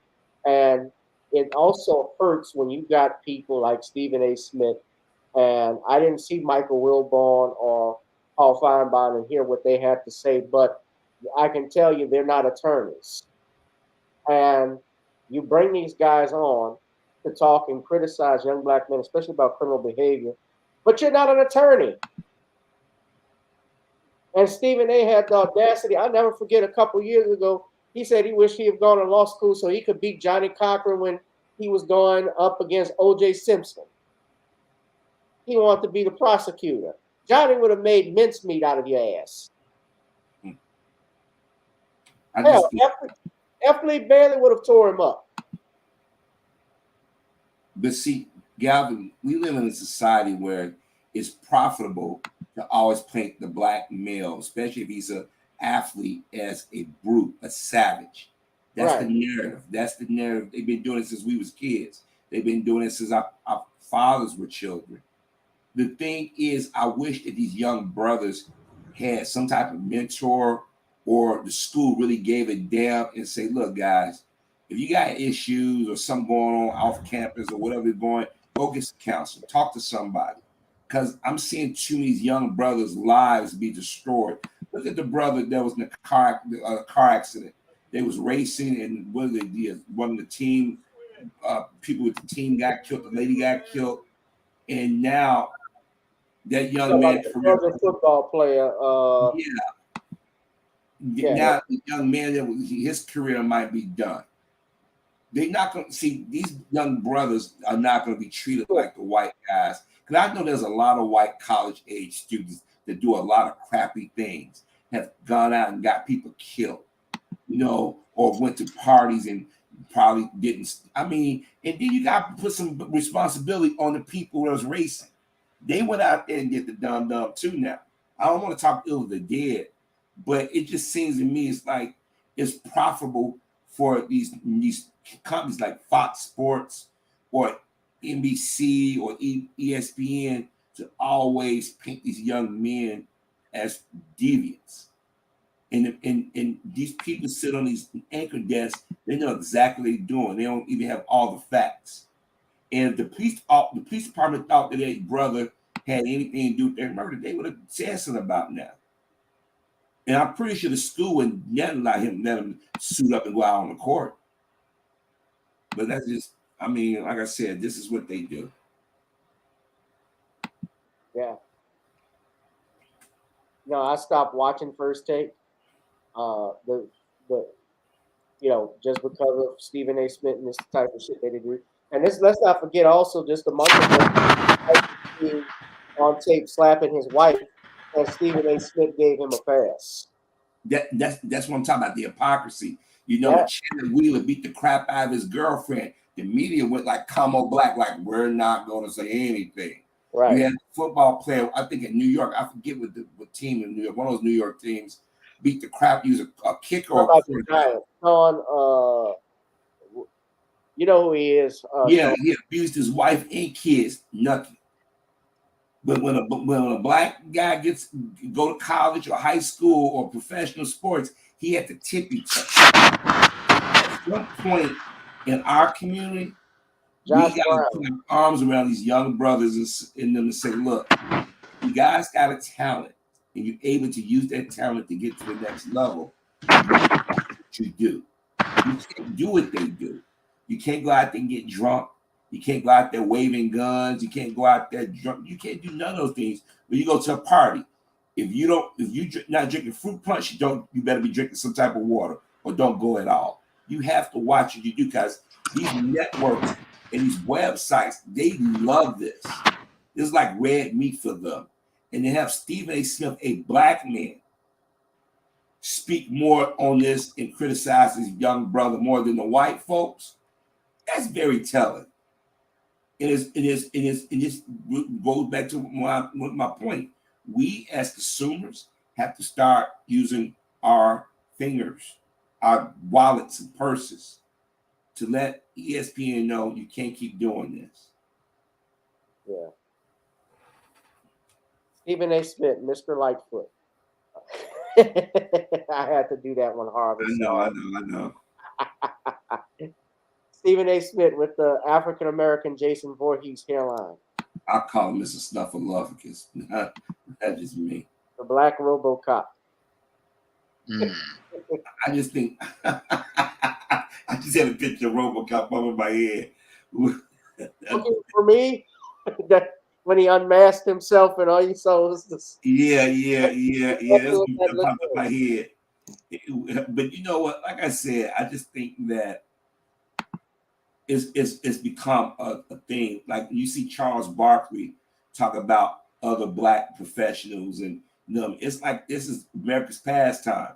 You get on TV, you criticize black people, especially black men. You question their mental.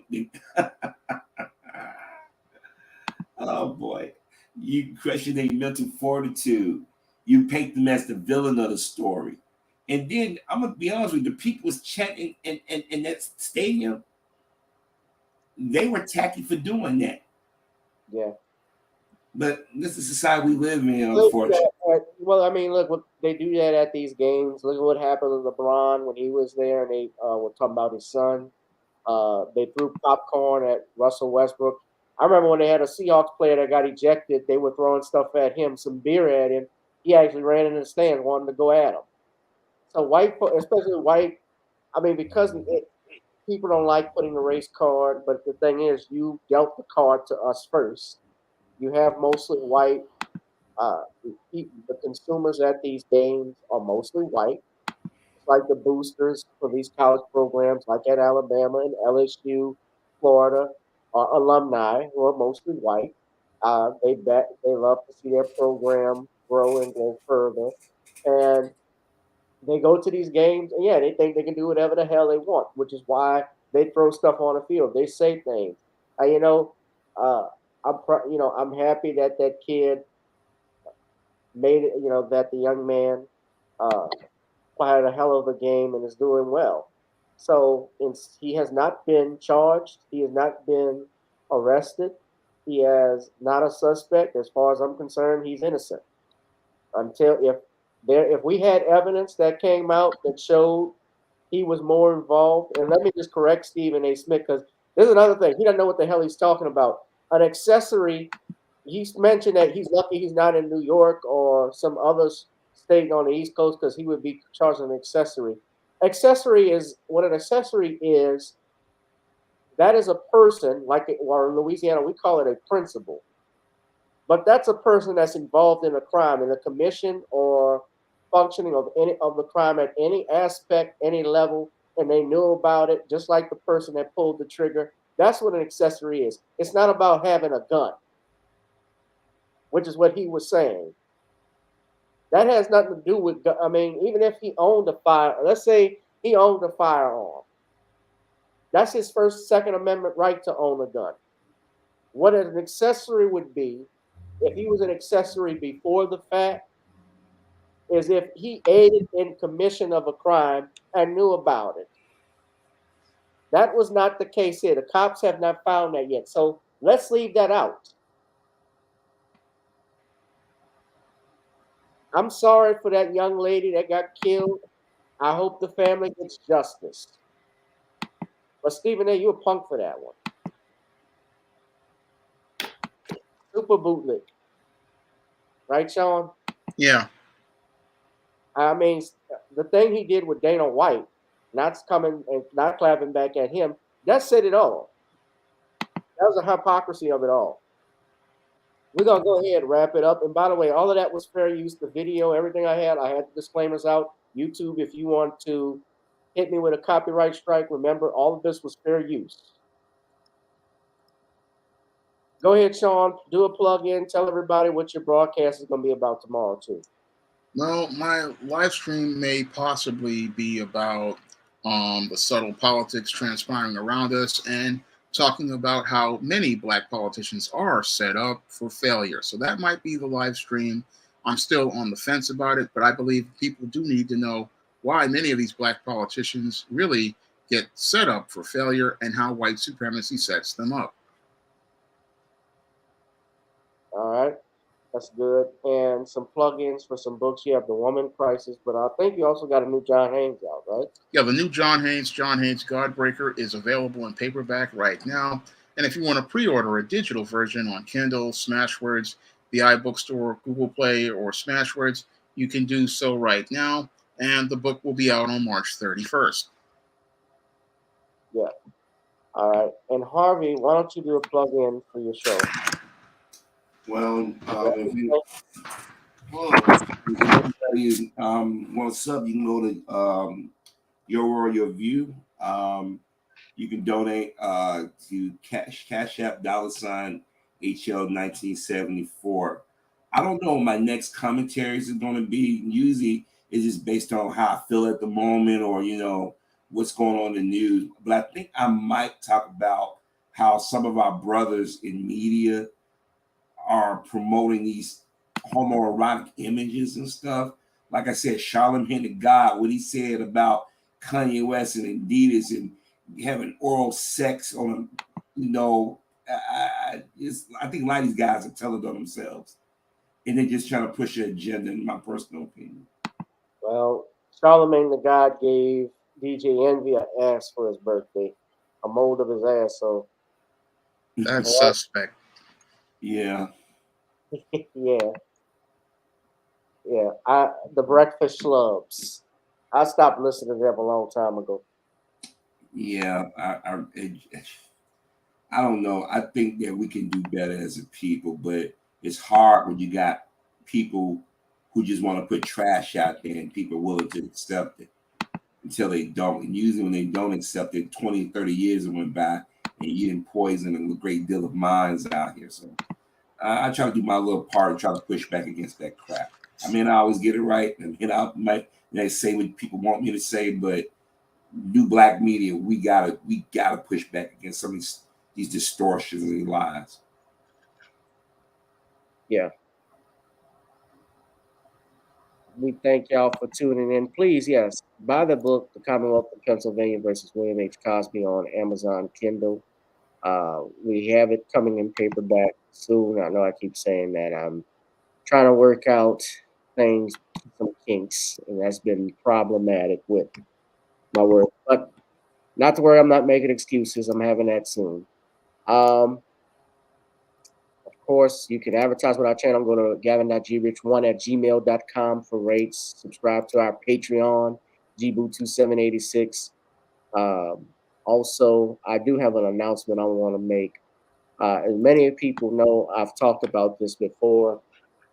I have been on this channel now doing a live stream for over 3 years at best. I started in 2020 when the pandemic was just picking up, which would be in April. if I'm not mistaken, and everybody was forced to stay home. And I've had a fun time doing it.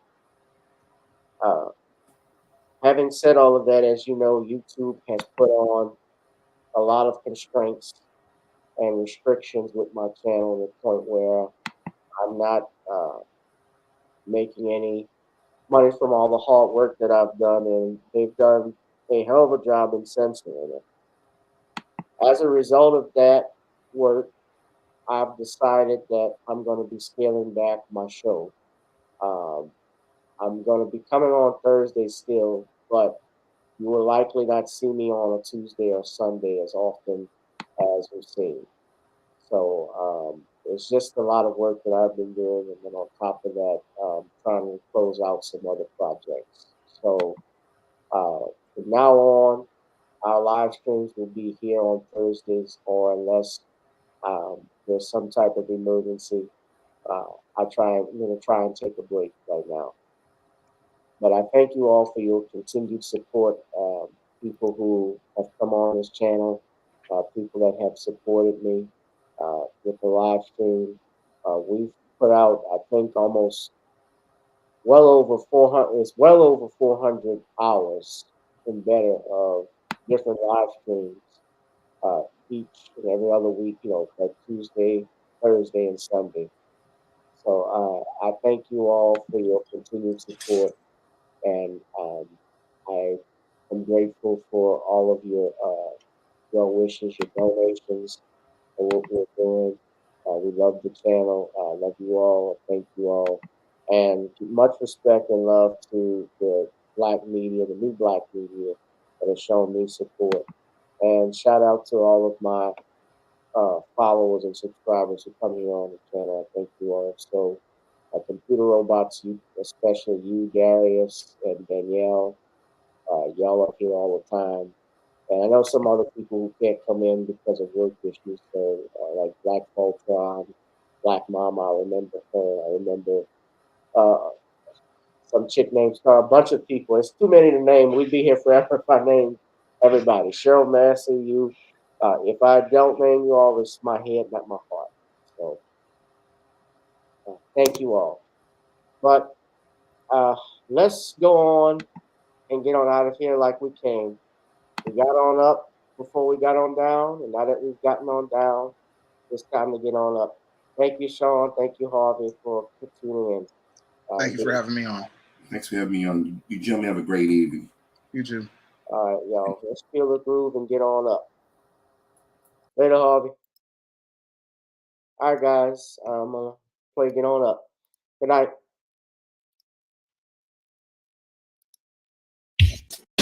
Girl, come on. Gotta dance to the beat. Cause on the dance floor is where we'll meet. Show me what you got.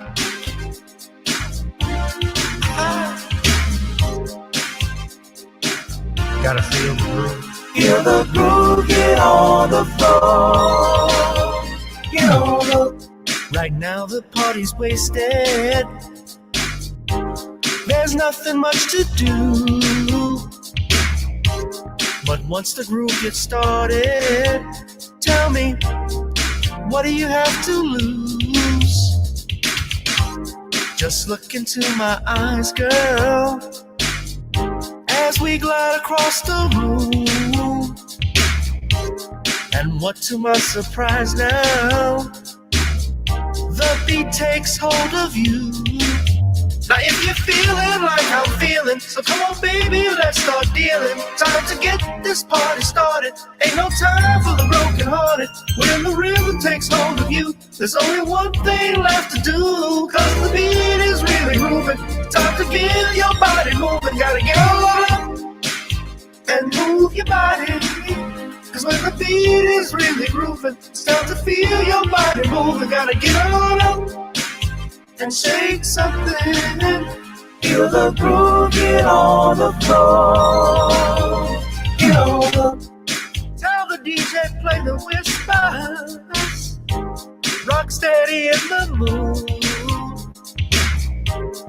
Put on earth, wind, and fire.